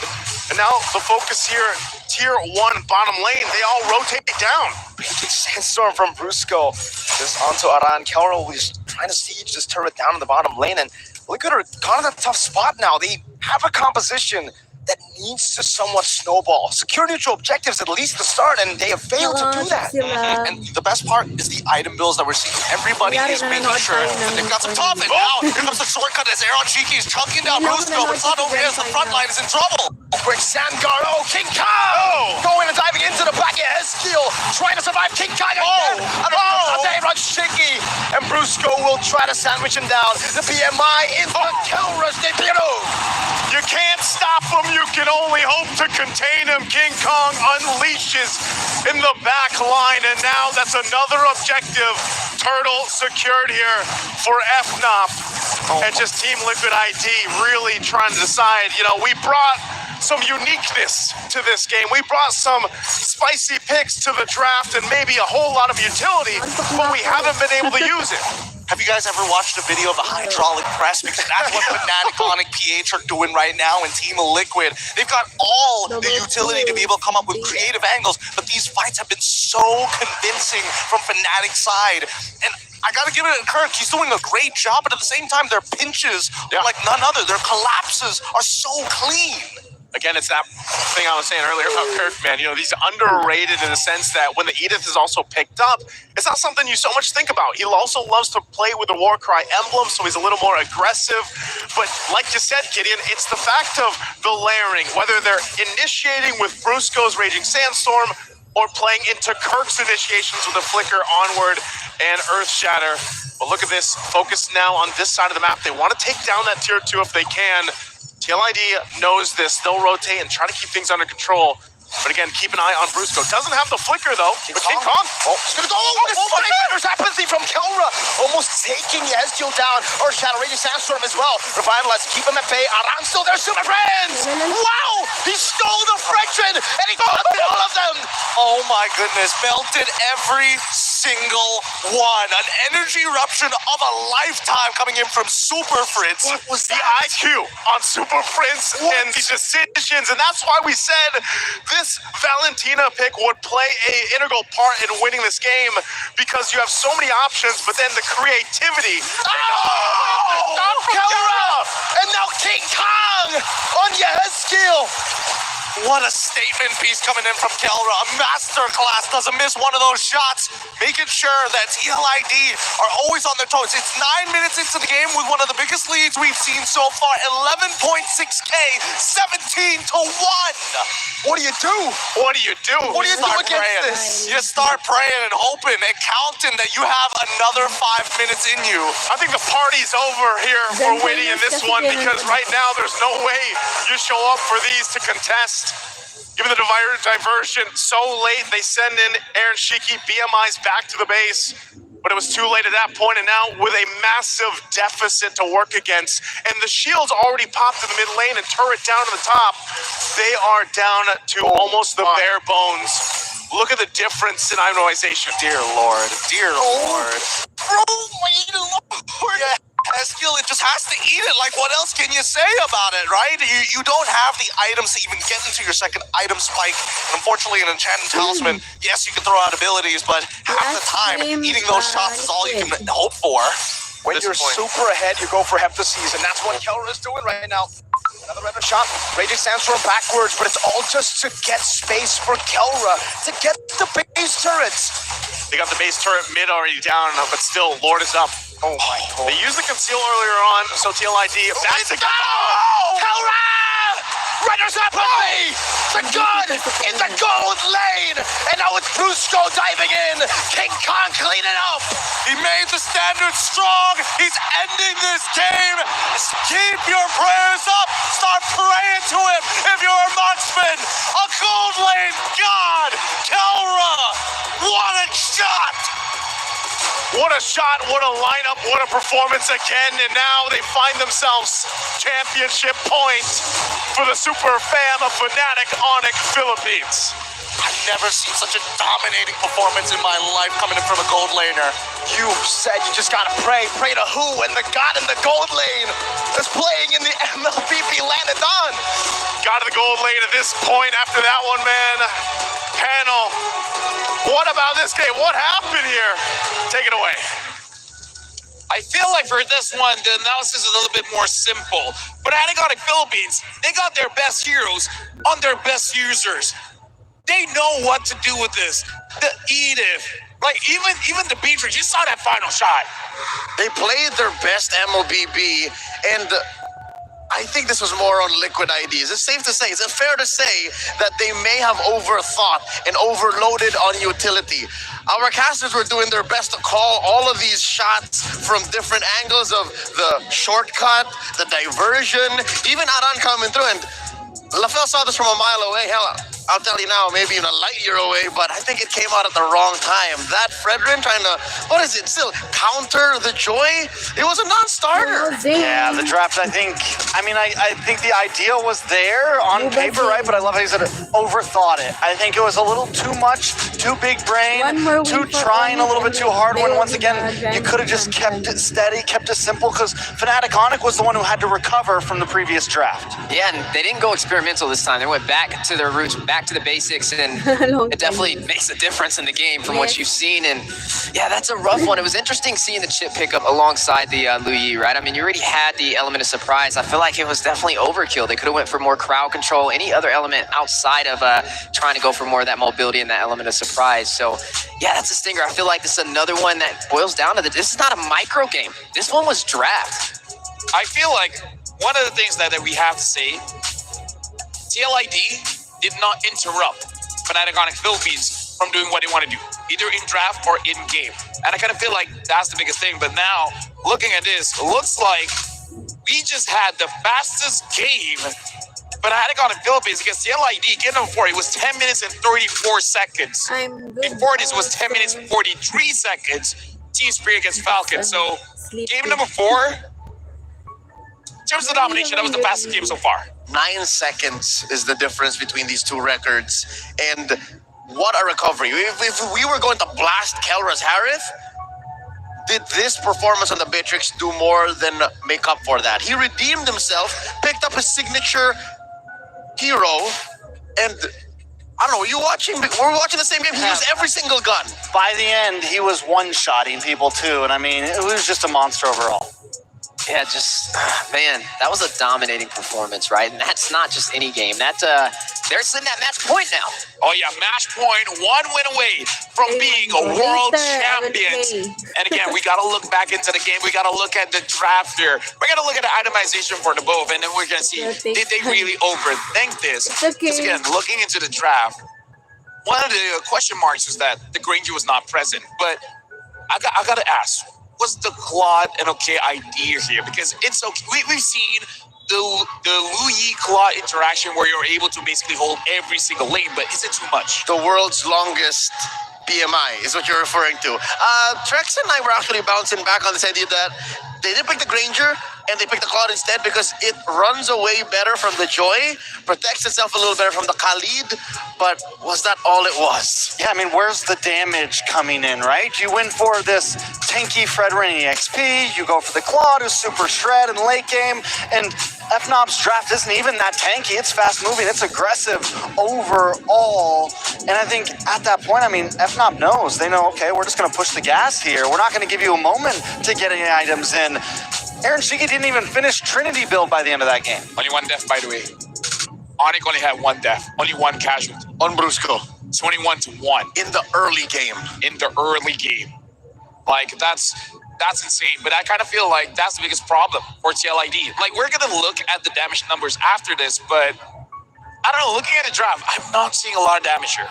Yeah, not a lot of damage, and it's interesting. When I see a Luyi pick up, when I see a Chip pick up, there's two ways you can play this, right? You can be proactive, you can go in and try and get these initial setups, you can be the first one to get there, or you can be reactive and wait for the other team. And right now, Fnatic Onyx, their foot's the one on the gas. You're seeing the diversion plays from Super Friends come out way faster than Yehezkiel. So TLID were lost in their own portal, you could say so. They were going through the same portal and looping back like Ouroboros over and over and over again. And I think the word we're looking for is the damage profile. There is shred on Claude. Yes, if you make it to like the 16, 17-minute mark, there is burst on the Luyi if you're able to get those duality stacks on. But that aside, Fabian needs some good setup to be able to finish dudes off with the Sever. So there's nothing that they're doing in FNOP. It makes sense why they only got one kill. From your points, I'm hearing one thing. A, B, C needs to happen, and then the damage comes in. That's where the D comes from. But is that really what you want? Do you want a draft where you have to set everything up just to have that one big moment? Not against a team like Fnatic Onyx. They are a team known to play lightning rounds. So they set another record here. Yeah. Lightning struck 3 times, bro. It was just a little spaced out, but still FNOP back in gear. You know, Team Liquid ID, they tried to hit the gas. They tried to hit those shortcuts. They tried to find moments where they could catch FNOP off guard, but every time it just kind of fell short. Looking at the damage numbers makes me feel a bit uncomfortable. Yeah, you're seeing a lot of damage over there. Kelra spearheading the way on this Beatrix, a signature pickup for him as well. And I mean, this is what happens when you have somebody, Witty on the other side, running this chip, not really able to get the setups they were looking for. You know, you're putting a lot of the crowd control into the hands of Yehezkiel, and he can't really initiate, especially when there's nobody there to frontline the damage. Party never started. Kelra was too busy keeping them in his scopes. He was lining them up. I mean, look at this. Aaron Shiki didn't deal 20,000. Yehezkiel 22. Fabian 23. These are not the damage like, here's the thing. You even said it, Leo. Onyx Prime is not even that tanky. You don't need to do that much damage, and it's still not enough. Yeah, not enough indeed. And 21-1, another hard pill to swallow, and a good leap forward for Fnatic Onyx Philippines. TLID, they've got to win 3 in a row to turn this back around. And now we have our MVP, the monster mid laner, Super Friends, on that Valentina, even making that crazy play. I am you, using the Fredrin's ult, the energy eruption, catch a 3. Even before that, early game, picks up the diversion, gets to the mid tower behind Yehezkiel, and gets the solo kill on him. I mean, overall, you said it, Leo, we're like, okay, yeah, he gets the lead, but now he has the diversion as well. We literally see it in full force within the first few minutes of the game. Mans is straight up taskmaster. He sees what his opponents can do and says, I can do it better, and does it. I'll be honest with y'all, that Fredrin taunt play was good, but I think it was just extra layers of flair, because I'll tell you now, with the draft that Team Liquid came in with, as overly creative as it was, they also kind of put themselves in weird positions for Friends to do that. Yeah, and that's when you see a proactive mage, right? When you're running on this Valentina, you take the diversion from the Luyi and you punish. You look for the opportunity, you teleport across the map, and you find the setups. Not only that, but the damage as well. Super Friends was everywhere on this map, rotating around with Fnatic Onyx, just all over every objective. What is that KDA? 2-0 and 14, 16 out of 21. I reckon that's what, 76, 77% KP? across the map, he was just there were just a handful of kills he was not part of. Yeah, I mean, this is one of those final plays here that is just monsters. And it's like such a quick switch, too, to catch everybody there. Super Friends is definitely, I mean, everybody is online right now. And so far, just about everyone on the team could have earned an MVP throughout these last few games. Yeah, definitely another one in the books for Fnatic Onyx, but it's not, it's hard to say. I would say it's not too far out of the ballpark, but it's hard to come back after a 3-1 deficit. So 3 games in a row for TLID. If they're able to pull this off, this game, it wasn't a micro engagement, it was the draft. First, you gotta fix that. And then once they fix that problem, you run into the problem you ran into in the first few games, where the micro from Fnatic Onyx was overwhelming them. So now, honestly, when looking at the previous 2 games, this feels more of a match between the coaches instead of the players, because the draft is impacting this a little bit more. But now we got a clip here that we want to analyze a little bit more in this game, where Super Friends on this Valentina, the Valentina reminds us that this is a hero that can say, I'm better than you, because having the access to that 2 extra dashes as well as flicker, essentially giving you 3 extra dashes, is huge. Super Friends starts off by taking the energy eruption and then looking at the opportunity, he's just waiting in the flanks, and then he flickers forward, gets 3. This is the ability of a Valentina, where you have the flexibility, you have options. You can be a little bit more aggressive, you can be defensive, but here's the thing, you even have utility. Yeah, the Monster Mage actually used a flicker plus the Shadow Strikes to be able to get that 3rd skill. Ladies and gentlemen, do note, the taunt is what you steal when you jump in. And as soon as I saw him take that Fredrin ult, I'm like, oh no, what's he gonna do with this? How is he gonna make this work? And apparently, they were in comms, they were talking about it. I have the ult, make him stay, we'll kill them all. Which is insane, too, because Valentina's been a hero that has kind of not been picked up as much, because she's so up close and personal. It can be a risk factor. But the way that Super Friends is playing that right now, it just fits so well in with the way that FNOP like to play, that aggressive, in-your-face style, not giving you a second to breathe. I mean, Luigi's not that big of a range. Yeah. That's how you deal with Valentina, range. And Luigi showed up first, like, there's no Farsa, there's no Eve, like, what does the Valentina have to worry about? So it does feel like this is more about the draft, so this is more of the battle of the coaches. Yeah, the coaches definitely going back to the drawing book, and another win in the board for Fnatic. And now the biggest challenge yet for TLID. We're in the Oxiata Arena. We're at the grand finals. They have a chance to be a world champion and to have it possibly ripped out of your hands from Fnatic Onyx Philippines. Talk about pressure. Yeah, and here's the thing. I feel like at TLID, they got to slow it down when it comes to what they want to prioritize coming into the draft. And with that, we're going to give them a little bit more time. In fact, Eterna is standing on court side where she can report to us what's going on down there. So, Eterna, what's going on? Hey everyone, it's Eterna, and right now courtside, and it looks like a celebrity is in the audience.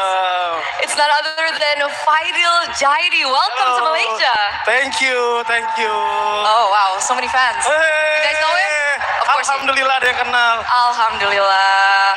But it looks like we are at championship points right now. So we are 1 game away of crowning our new world champs, if it goes that way. Are you here to support Indonesia, TLID? Yes, of course. I came here to M6. Want to support Indonesia, Indo Pride. Indo Pride. Do you agree with that, guys? Indo Pride? Indo Pride. See, I don't know if there's a lot of Indonesians in the building or it's just a serumpun thing. Is it serumpun or is it Indonesia? Wow. All right. So did you fly with them? From Batam. All right. So I've been reading a lot of articles about you. Okay. And it seems like you've been involved in the MLBB scene for quite some time, even as a pro player. It was a long time ago, You can say it was long a time ago. Top Global Lunox, Top Global Aurora. What else? Yes, I was Akai? Global Aurora, Global Lunox, Carry, and Gushian, but that was a very long time ago. Is that why you cosplayed Akai? Were you Top Global Akai too? Sorry? Did you cosplay Akai because you were top global Akai as well? No. My father was cosplay with Gatot Kaca. Gatot Kaca. Gatot Kaca. Where is he? Pamu. At home. At home, you didn't At bring home, him? yes. Did he let you come? Yes. Oh, he let you come. It's okay. Yeah. Okay. So, Pamu, thank you so much for letting Fidel come. It's been a blast. It's been I love an you, honor. Pa. Love you too. Okay. Next question. So, what do you think? I mean, you've had experience as a pro player. You know the game well. Yep. What do you think TLID can do to come back from this? About that, I cannot say for sure, but I was hoping and I believe that TLID was performing the best, the players, the coach. So we are Indonesia hoping TLID can bring us some comeback moment. Comeback moment. How? What do you think? Maybe, I don't know. We're just hoping because they coming here. It's already make us proud. And then we're still everything. No matter what happened, we're still proud of TLID. I like that. I think everyone agrees. Wait, is that another celebrity that we see? Yes, very famous. Very famous. Very famous? Is she your Very friend? famous in Indonesia. Number one. Number one? Number one. What's her name? Sorry, may I know your name?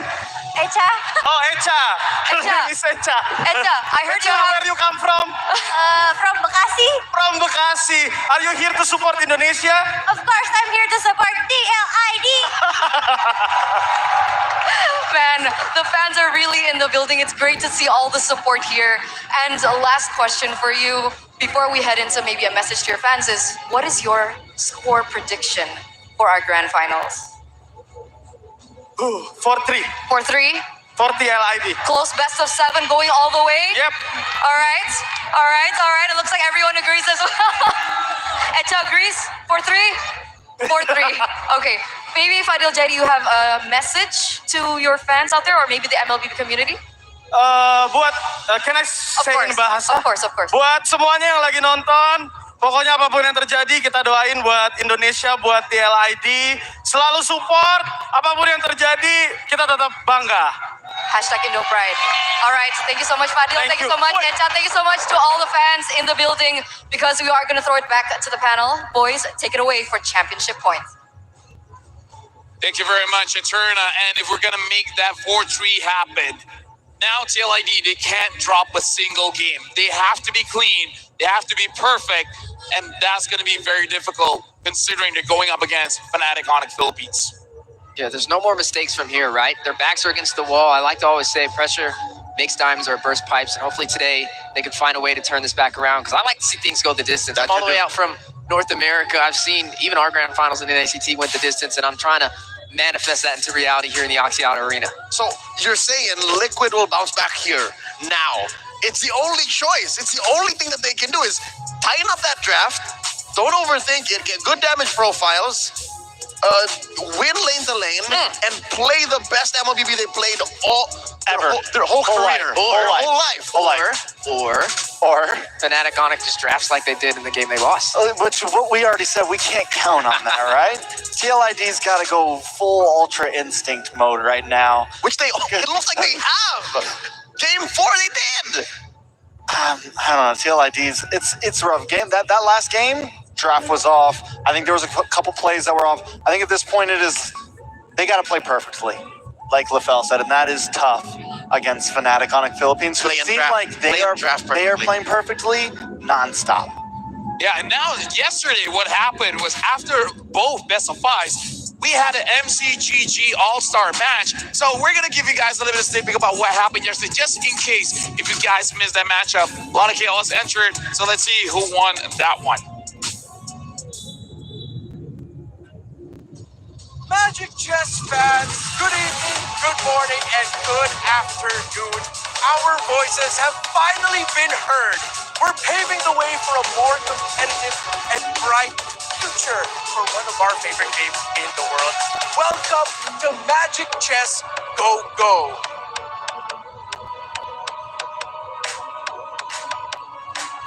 Well, welcome, ladies and gentlemen, to Magic Chess Go-Go All-Stars 2024. Powerful tank. On the other side, we've got Team Gaming versus Just No Limit, 3-star Couple and Koopa, but not quite enough to finish things off, and that means that he as well will be eliminated. The captain of Team Magic taken out at 7th place. Two members of Team Magic are already down. Team Go-Go, they are securing that top 4 position for now, but things change here, right?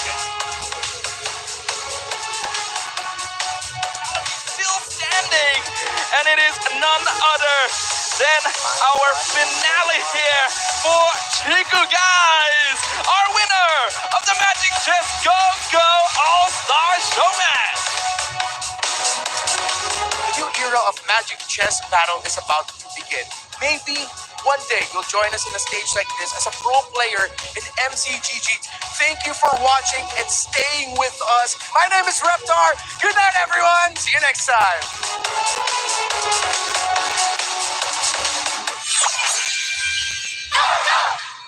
Looks like Chico Guys and Ding Gaming was the last 2 players, so shout out to both of them. And if you guys are interested, just to let you guys know, we announced it earlier, but Magic Chess Go looks like they will have a World Championship as well. So make sure you guys download it as soon as it's available for your region and test it out.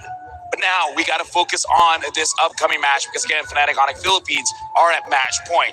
And TLID, unfortunately, in the previous game, they drafted a little bit too cautiously, but in terms of how they play, maybe a little bit too aggressively. But the problem is, when I play aggressive, you don't have enough damage. So it looks like the identity of the draft was not really replicated in the identity of the gameplay.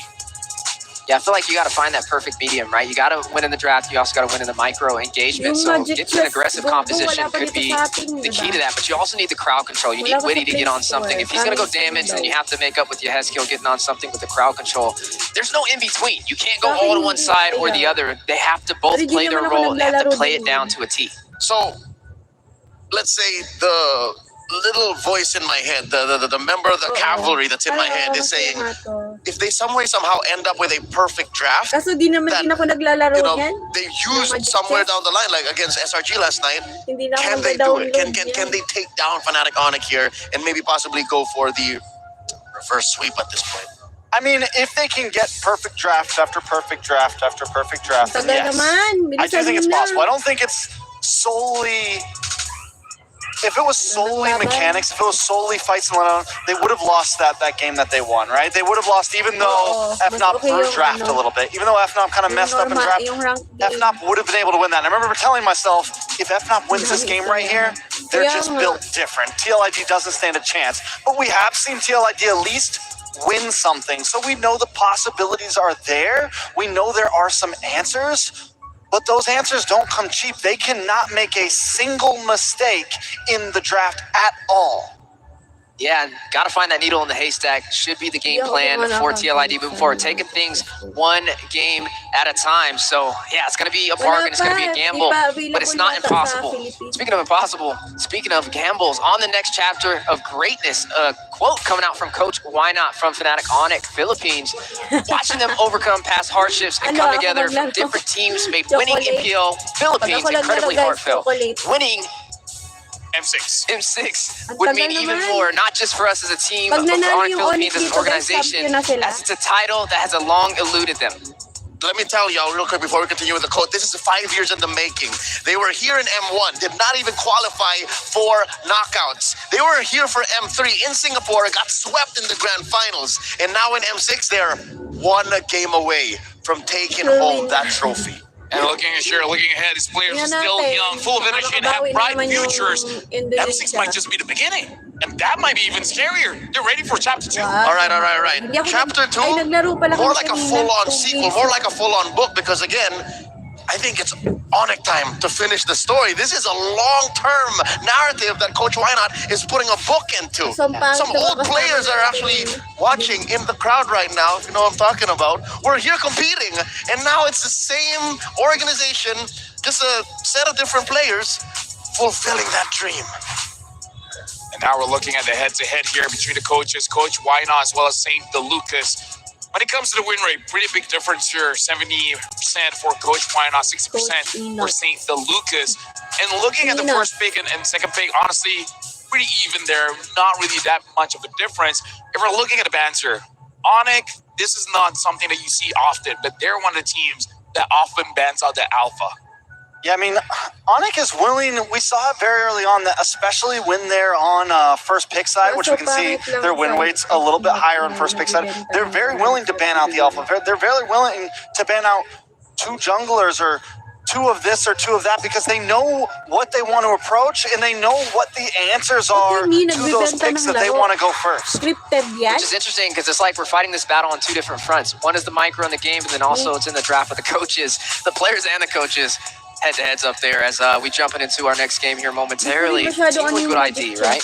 They're here. They just lost 21-1, a very hard loss. On top of that, and we've been seeing records from today from Fnatic Onyx, right? They had what, the fastest game so far by a matter of seconds. And possibly the cleanest run in an M6 winning tournament. What is that? If they win here, that would have been a clean run, not a single series loss. And here's the thing, guys. all the games, they didn't go past 50 minutes. Dito, guys. Like this best of 7 is actually going pretty fast. I mean, like at this point, it's only like what, 7 something. We started roughly 5, so it's only been 2 hours. So the question is, are our developers happy that this is where these athletes are taking this game? The fact that our mobile MOBA is playing very fast, or are these teams just pushing the limit of what's possible and ending in the most efficient way? I mean, if they end fast, they go to the next game faster, so more games can be played. But hold on to that thought. We got an M chat here for Brusco.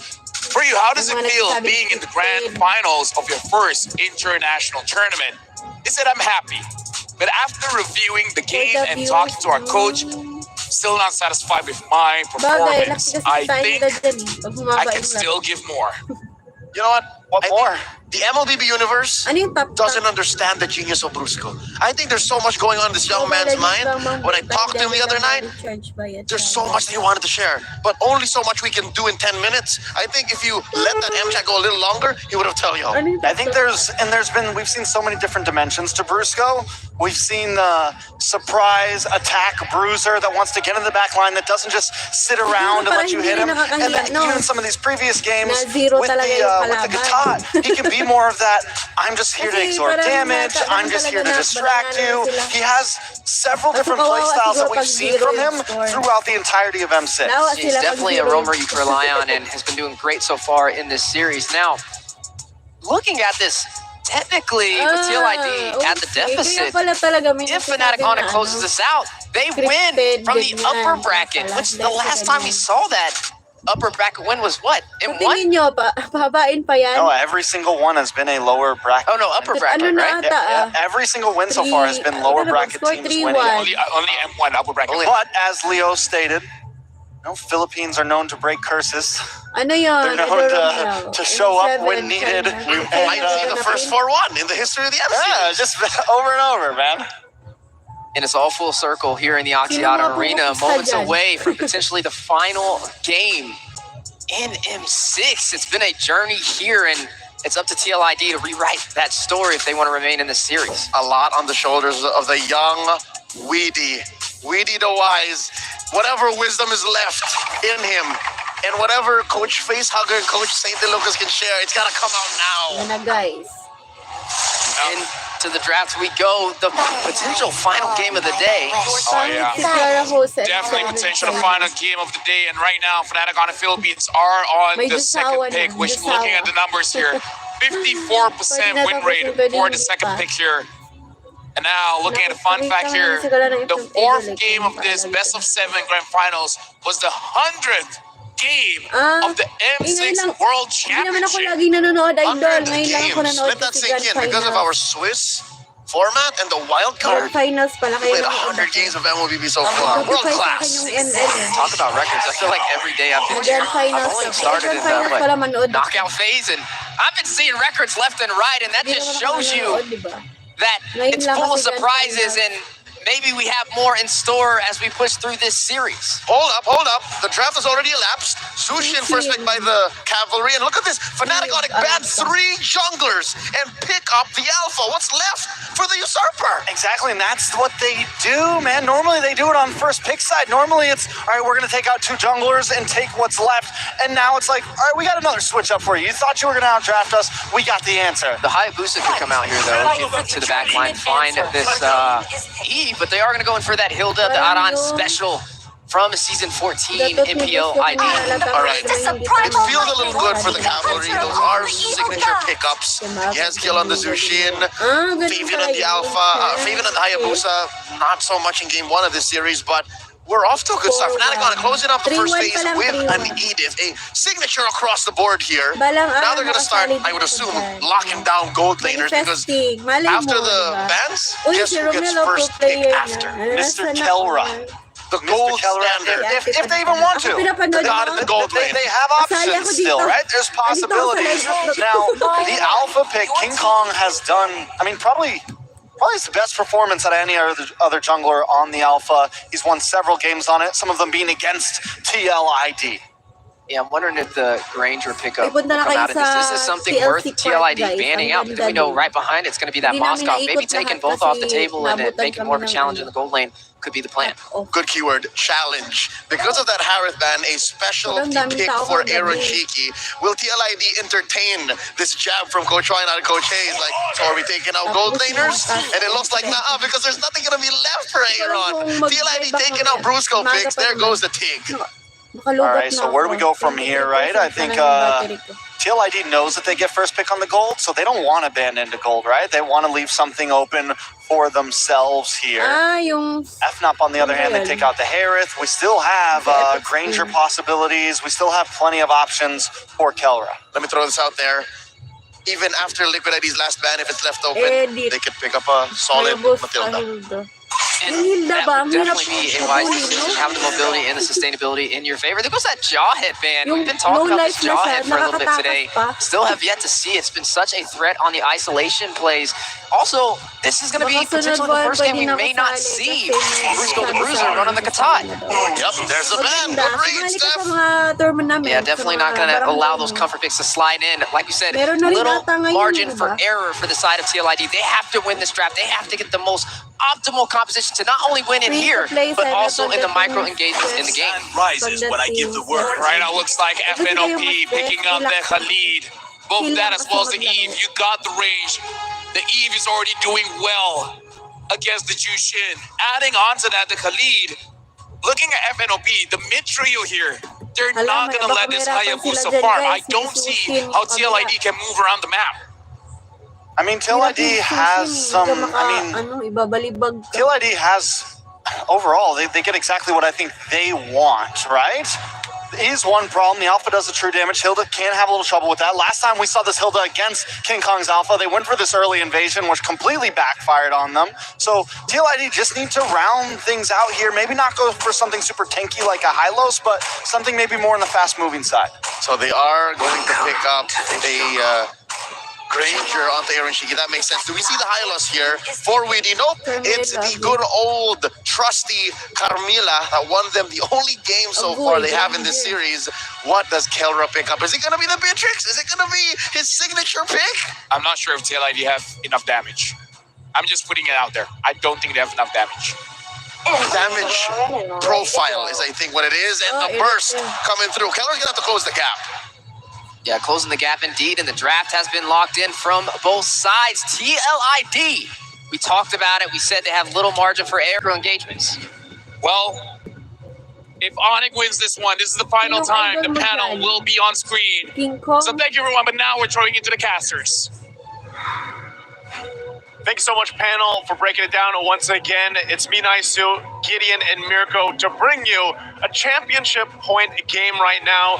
Can TLID extend this series? Again, it's a best of 5. They have the chance, a best of 7. They have a chance here. What do you guys think of the drafts for this one? I think this one's going to be a lot more interesting, right? FNOP have taken a completely separate angle of targeting Fabian, and now the early game as well. The TLID need to snowball off this comp. Manalo yung There's so Onyx much dito, control for champion na sila. FNOP. This looks like a pure neutral objective snowball kind of composition. They're going to get first one all the way to the third.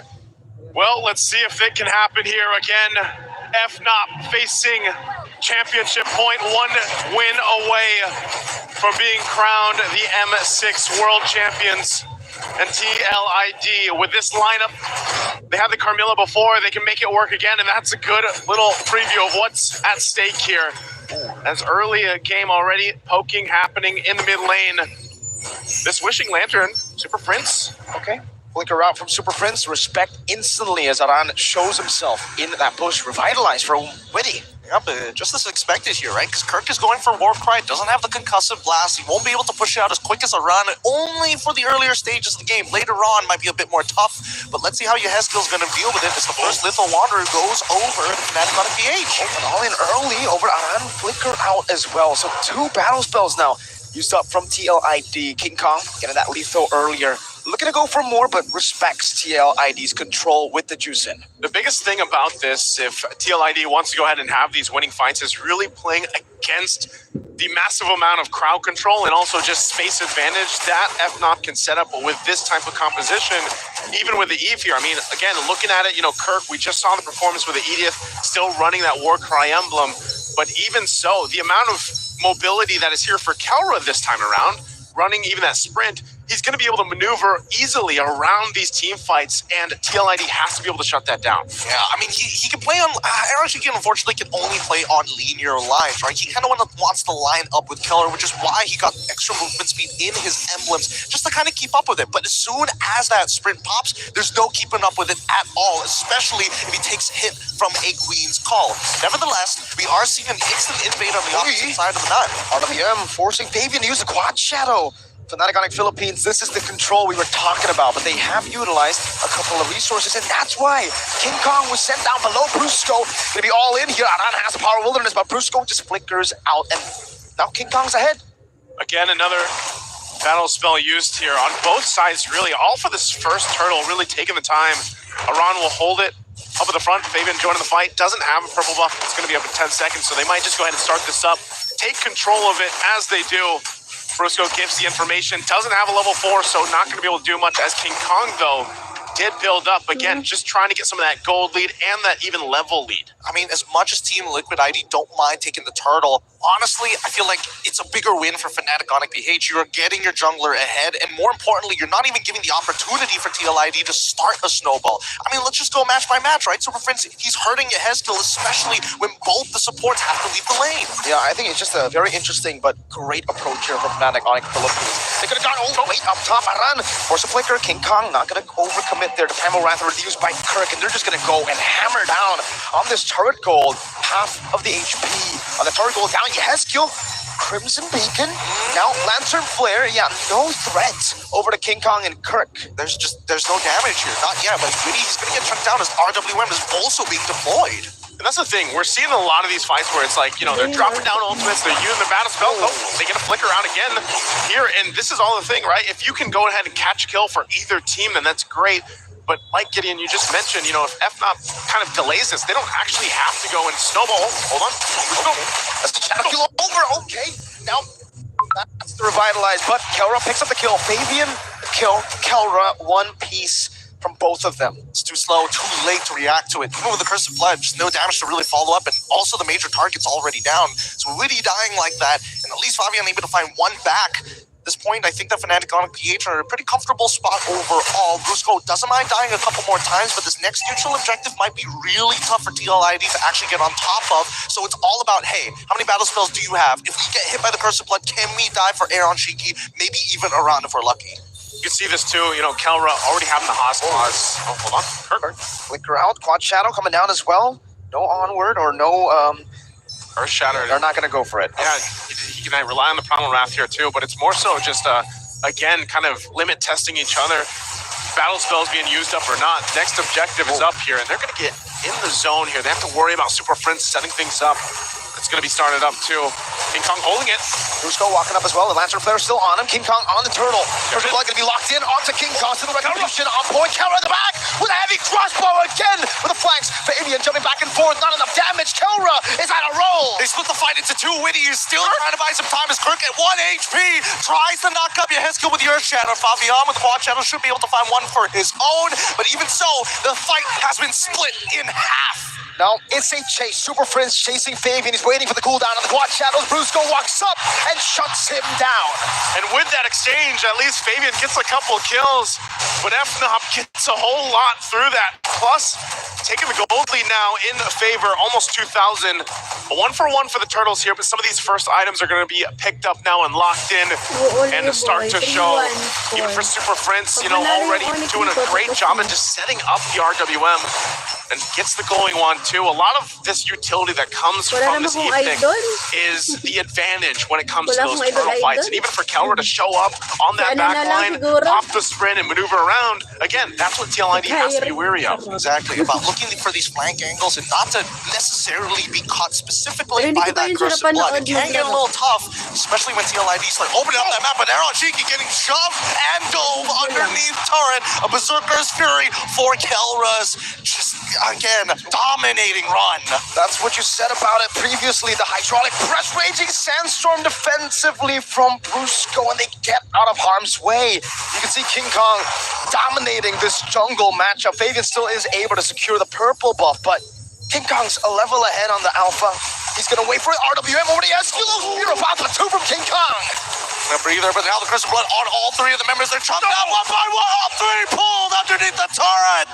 Yehezkiel continuing the chase. Fabian takes it back, punishing FNOP's overextension.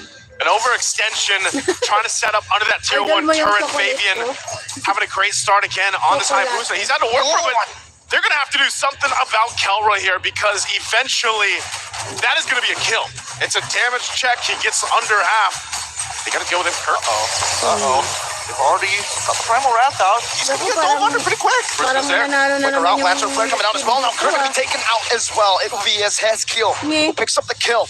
And the turtle to TLID. So some way they're actually able to equalize that gold lead. No longer the big, scary gold lead for FNOP. All right, so where is the majority of the gold lead actually coming from? And I mean, looking at the gold lead, it's got to be Kelra, right? I think he's got like, what, 2,000 ahead currently on into Aaron Shingi. Hold on, the Bot Shadow's not going to do much there just yet, but even so, that's a majority of the damage from Fnatic Onyx PH. They got to play around him and let Kelra kind of do the work, because look at that damage check, 50% off of that one auto, well, plus the passive. And he's just doing that to delay him on taking the buff. Conceal already from Small. My lord! Bursting through! Now the Rhapsody together with a Lantern Flare. Brusco is down.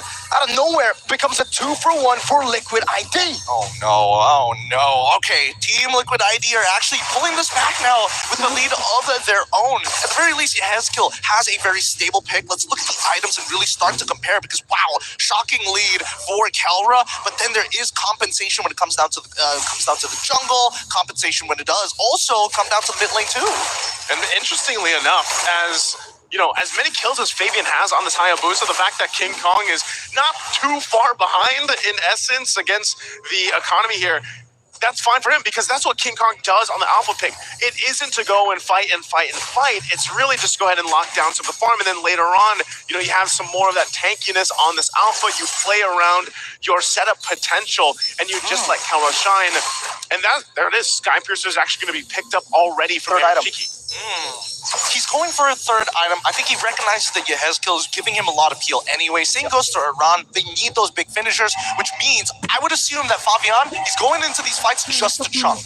And to be fair, the juicing will go Sky Piercer too, right? Like, that's the normal build we're seeing. And for Yehezkiel, it does look like he's on the way for a second item, Sky Piercer. So they'll have two. Now, is that a bit too greedy, or is that good, I think it's part of the answer is just get rid of Kelra. Whether it's either or, as long as you take Kelra out of the picture, then they lose a lot of that damage potential. And we'll see if that gamble is going to be worth it, because Team Liquid ID will start things up. Comes a beacon out. Whoa! Dave, what happened? Fabian claims a kill in the back. The assassination there on Chiki. So able to cut away with the Death Kelra chasing it on down in the bush. Kelra walking with heavy crossbow around. Power of Wildness. Aaron Shiki claims the kill. Brusco running back with a Raging Sandstorm, Baby with a chase again, and it will be a Lord traded in for a fight. Oh my goodness, and a fight well deserved by TLID. I mean, it might not be over just yet here. Let's give it a moment because Aaron Cheeky, it's great. The target acquisition in tandem with Fabian, making sure that Super Prince does not get that much value out of his RWM. Happens so fast. Yeah. And honestly, I gotta give it to Witty. He's been finding like 2-man, 3-man Cursed Bloods at some critical moments. Again, this Carmilla pick for Witty has worked for them in the past, even their whole journey up to this point in the grand final. And they're set up mid. Spirit of Alpha into the Earth Shadow. Witty still surviving. Shadow kill. It's going to be neutralized by the Primal Rat. Real manipulation! Let's go! Kara, he's running forward. He takes out one, needs the backup. Dive underneath the turret. Nobody is safe. 3 flickers for 3 kills, and Brusco will pay that price. It doesn't matter if they're behind in that form. They'll make a play either way. And they still have the Lord knocking on the base turrets now. FNOP sets things up. They might look for more. They're hungry. They're so hungry. They want this inhibitor early on. They want to create that 13K lead they did in their previous series. Because Team Liquid ID, if they find that momentum back against Fnatic on PH, they might be able to turn things around. Holy moly. Just when you think Liquid have neutralized the lead, when you think they're ahead, someone else becomes the X factor. Game 1, 2, 3, I think it was Kelra all around. Now, Brusco from out of nowhere. It's always one of them, and that's again why they have been called the Super Fam.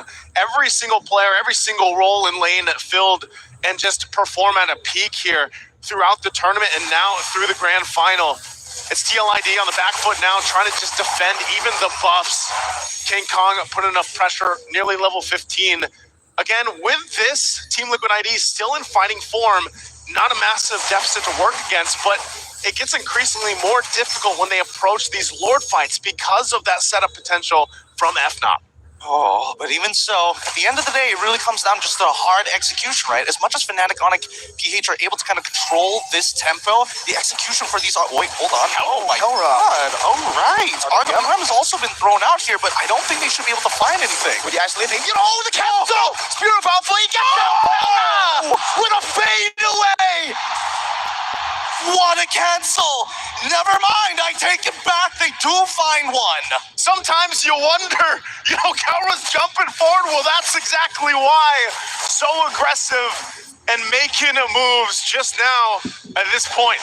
How does he get a Renner's apathy on an Irithel? I'm sleepy. I have no clue. I have no clue. But at this point, this Lord should be free, right? They're going to start it up. Lord for the taking here. It's already taken. Kirk gets it. Raging Sandstorm, Brusco going to be taken down. Yehesky with the Sky Piercer, Sackers blood into the back line. Super Prince not able to pop into RWM just yet as Kelra jumps with a heavy crossbow. Power wildness onto Kelra, but Aran gets deleted. The peel is perfect. Kelra has the space, and Witty, as well as Aran, will not be able to create the opening that they were looking for. And look at that, just as you think, he's so aggressive on this Irithel, able to jump in. Now he also gets some defense with a Wind of Nature pickup, able to deal with some of that pressure, physical damage that might be set up from even Fabian here. They work with this Lord at push now, taking the goal lead a little bit further. FNOP will get ready to march towards the base. They already got some work done on these turrets. And so Team Liquid Indonesia in a precarious situation on this defense. They have to be able to clear things out and keep things contained and together. They're going to rely on the setup potential and maybe even the Cursed Blood. Spirit of Alpha won't land from King Kong. It's a short cooldown, totally fine here. And I think the Team Liquid ID need to play this defensively. Sacrifice an inhibitor, sure, but this game needs to drag on because they're so close to their next item power spike. 39 to 43. The siege continues. That's a quad channel to the back. King Kong with the Spirit of Alpha baited out. The primal wrap from Kirk as well, though. 2 base turrets taken down. Now 1 more up top. Kelra sent to deal with it. A few more shots into the turret. It will survive for a bit. Kelra wants to go for it. Walks up a few more times. 1 more time. That Sonata keeps him at bay. Team Liquid ID wants to hold on to that one. Fabian jumps in. Shadow kills Spirit of Alpha, bringing him back again. The quad shadow back from Fabian and the damage. RWM locking him down inside. Yehesky with the Crimson Beacon locking Super Prince up. Now it's an all into the back line. Aaron Chicky getting it. Raging Sandstorm from Boost. Kelra in the paint. Looking for the end moment. TLID cleared out the way. and Kelra will be able to escape, but King Kong himself with him. Oh no, the minions are starting to push it. They're running out. It's water! Thunder heralds their unstoppable reign. Unscathed, unrivaled, their legends proclaimed. Bow down to the empire of Fnatic Onyx Philippines! Axiata Arena, make some noise for your Heralds of Thunder! Let me hear you scream! Their dominant run to the Philippines and now their dominant run here in the M6 World Championship. We're all part of the fam now. Let's throw it on stage with our winners. Ladies and gentlemen, give it up for Fnatic Onyx Philippines! What an epic battle for the final, the real grand final. They're staying at the top and finish to the top. Gentlemen, Fnatic Onyx Philippines, come and join us here at the front. The emotions is overwhelming, and guys, I gotta say, Axiata Arena, you guys are amazing. You guys are the superstars. You guys are the best. This is the best M series I've ever witnessed in my lifetime. But once again, ladies and gentlemen, your champions. The fight is over. This is the new record for Fnatic Onyx. All right, gentlemen. You may now claim what is rightfully yours. In 3, 2, 1. Ito ang lakas ng Pinas. Fnatic Onyx Philippines. Unbelievable! Unbelievable! The 5th straight trophy for the Philippines. This franchise has been in the grand final for multiple times. Now, after besting their rival, Fnatic Onyx Philippines have finally finished their story. It's been a roller coaster of emotions and struggles. However, Fnatic Onyx Philippines did not drop a single match this M6. Kelra, come here, halika dito. Kelra, congratulations. From an MSC champion, MPL Philippines, and now you are our M-Series champion. What does this victory mean for you? From an M-Series champion, tas naging MPL Philippines champion, tas ngayon M-Series naman ang napanalunan mo. Anong ibig sabihin ng panalo na to sa'yo? Una sa lahat, thank you sa mga pumuntahin, sumuporta sa amin dito, and sa mga nanonood online. Maraming salamat, appreciate namin lahat yun. Okay. He said thank you to everybody watching here in the arena.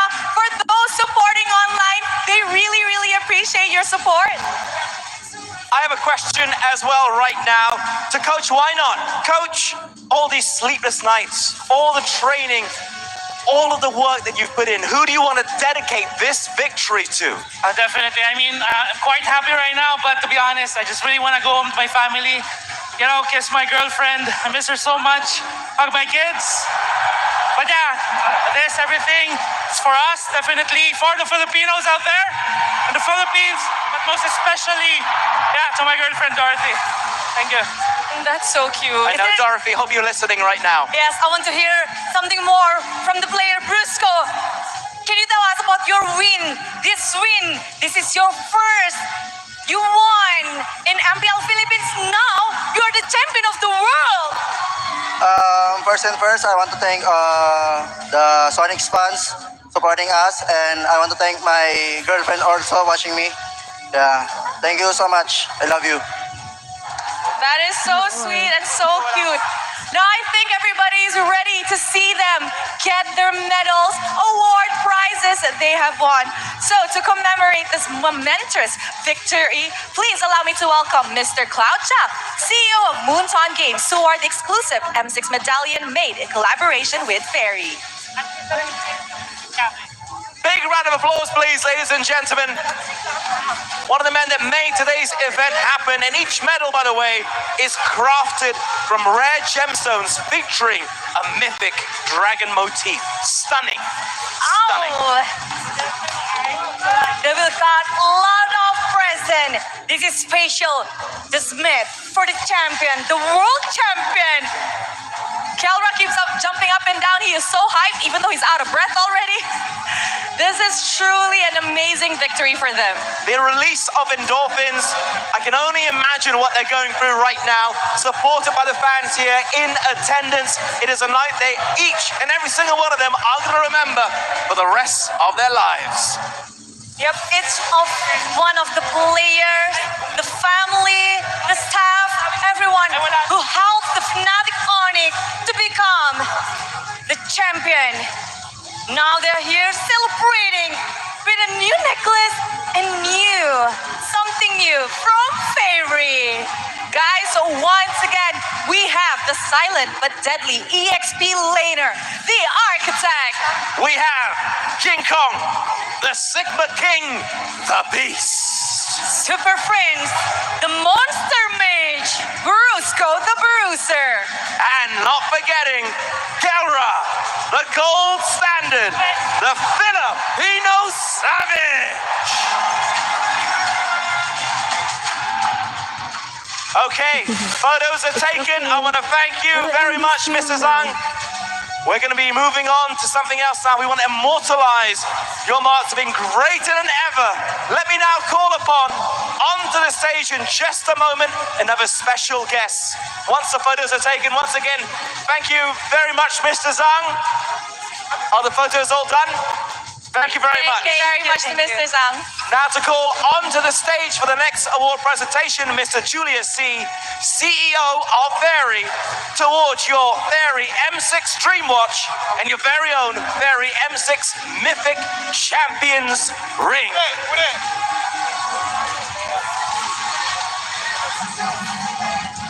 Show us.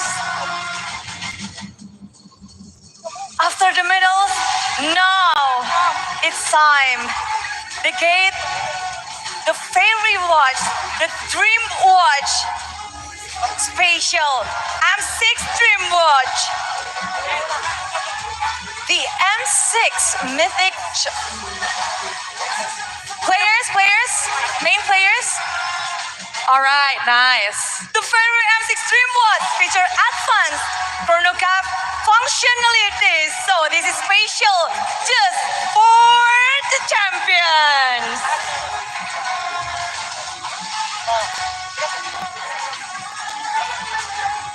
Can we get the starting lineup to come in front first, please? And don't forget, we have our very own Fairy M6 Mythic Champions rings as well. Mike Omega.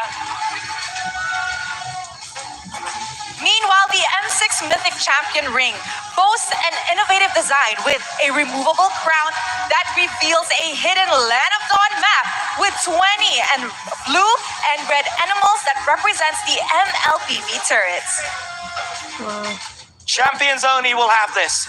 Things they will cherish for the rest of their lives. Reminders of this night, a historic night in Exakti Arena here in Bukit Jalil. M6 in Malaysia. Something we will never forget, and certainly the players, the entire team will never forget.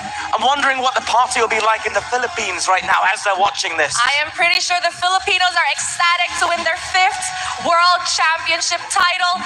And of course, people from all over the world, the Fnatic Onyx fans, I'm pretty sure they're super duper stoked right now. Rightfully so. Rightfully so. Rising to be the best as only they can. Yes, now the winning finger, they got all of it. The ring, a new ring that show how shiny and how great is their finger, because this is the finger to make them won. I know. I'm hoping it comes up on camera. I'm hoping everyone who's watching right now can see how beautiful and magnificent these devices are, going onto the fingers, going onto the wrists, and wearing it with pride, uniting these brothers for life. And there you go.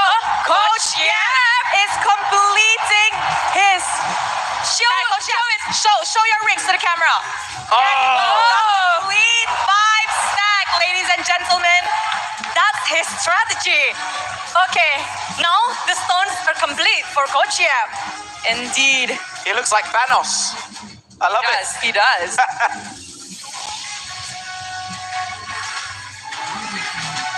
Different colors. These are green. I'm trying to get a closer look from where we are right now. So some of the watches, they've got a blue trim around them. Some have got green. They all look gorgeous. They do, and they all look really amazing on our players. Definitely greater than ever this time around. Neck, arm, finger, everything is cutting, bubbling. That looks heavy as well, I have to say. I mean, better watch your luggage when you fly back. Don't want to be overweight of all the bling on your arms. They got a lot of things. This is super special, and of course, all of the family. Now they're celebrating together, and now I think we can say together because they got new watch. What time is it?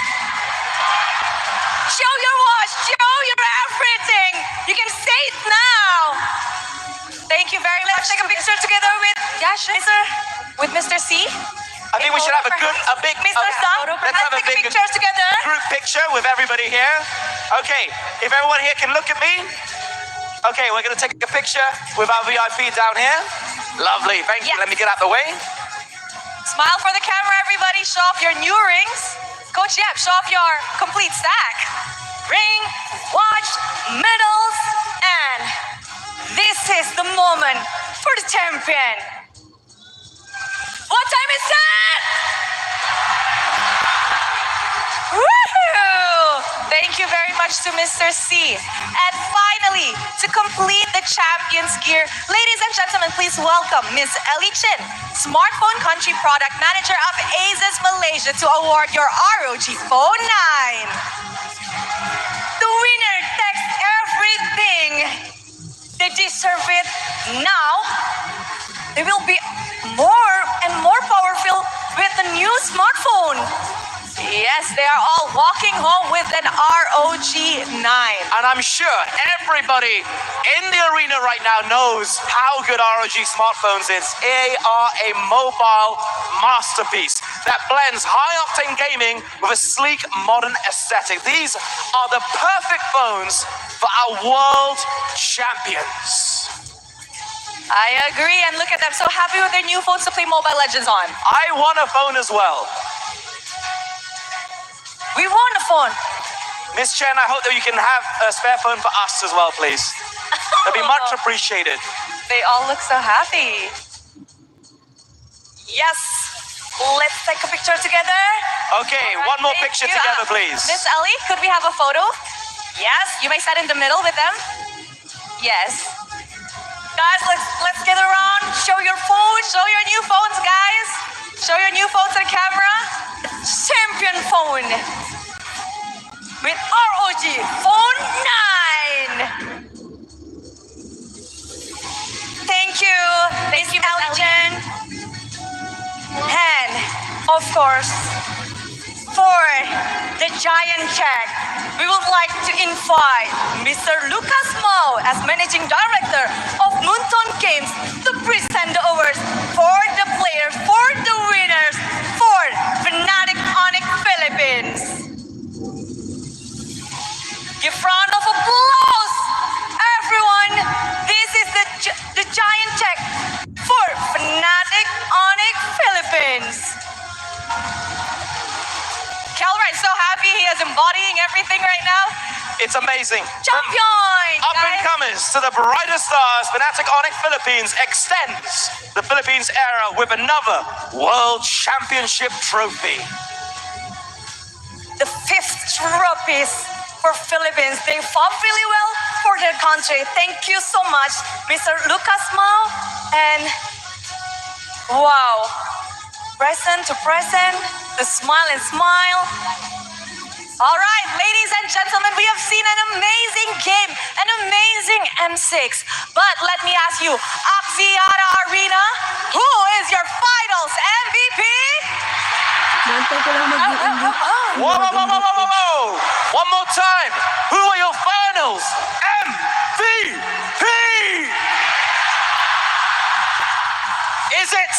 Is it? We're going to find out in just a moment. We have to invite somebody else up. To present this award, we have Miss Ellie Chen back on stage to present the M6 Finals MVP Award. Yes, she's here. Now that everyone's ready, the M6 World Champions Finals MVP is Kelra!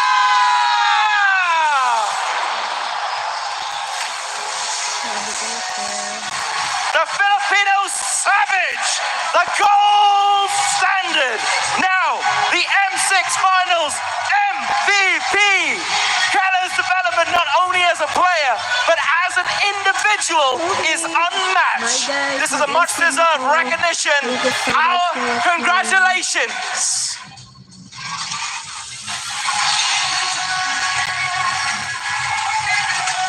The Superwoman, Kelra Sisi. Thank you very much, Ellie Chen. Thank you. Kelra, come here. You know what, Kelra, come. I'll go to you.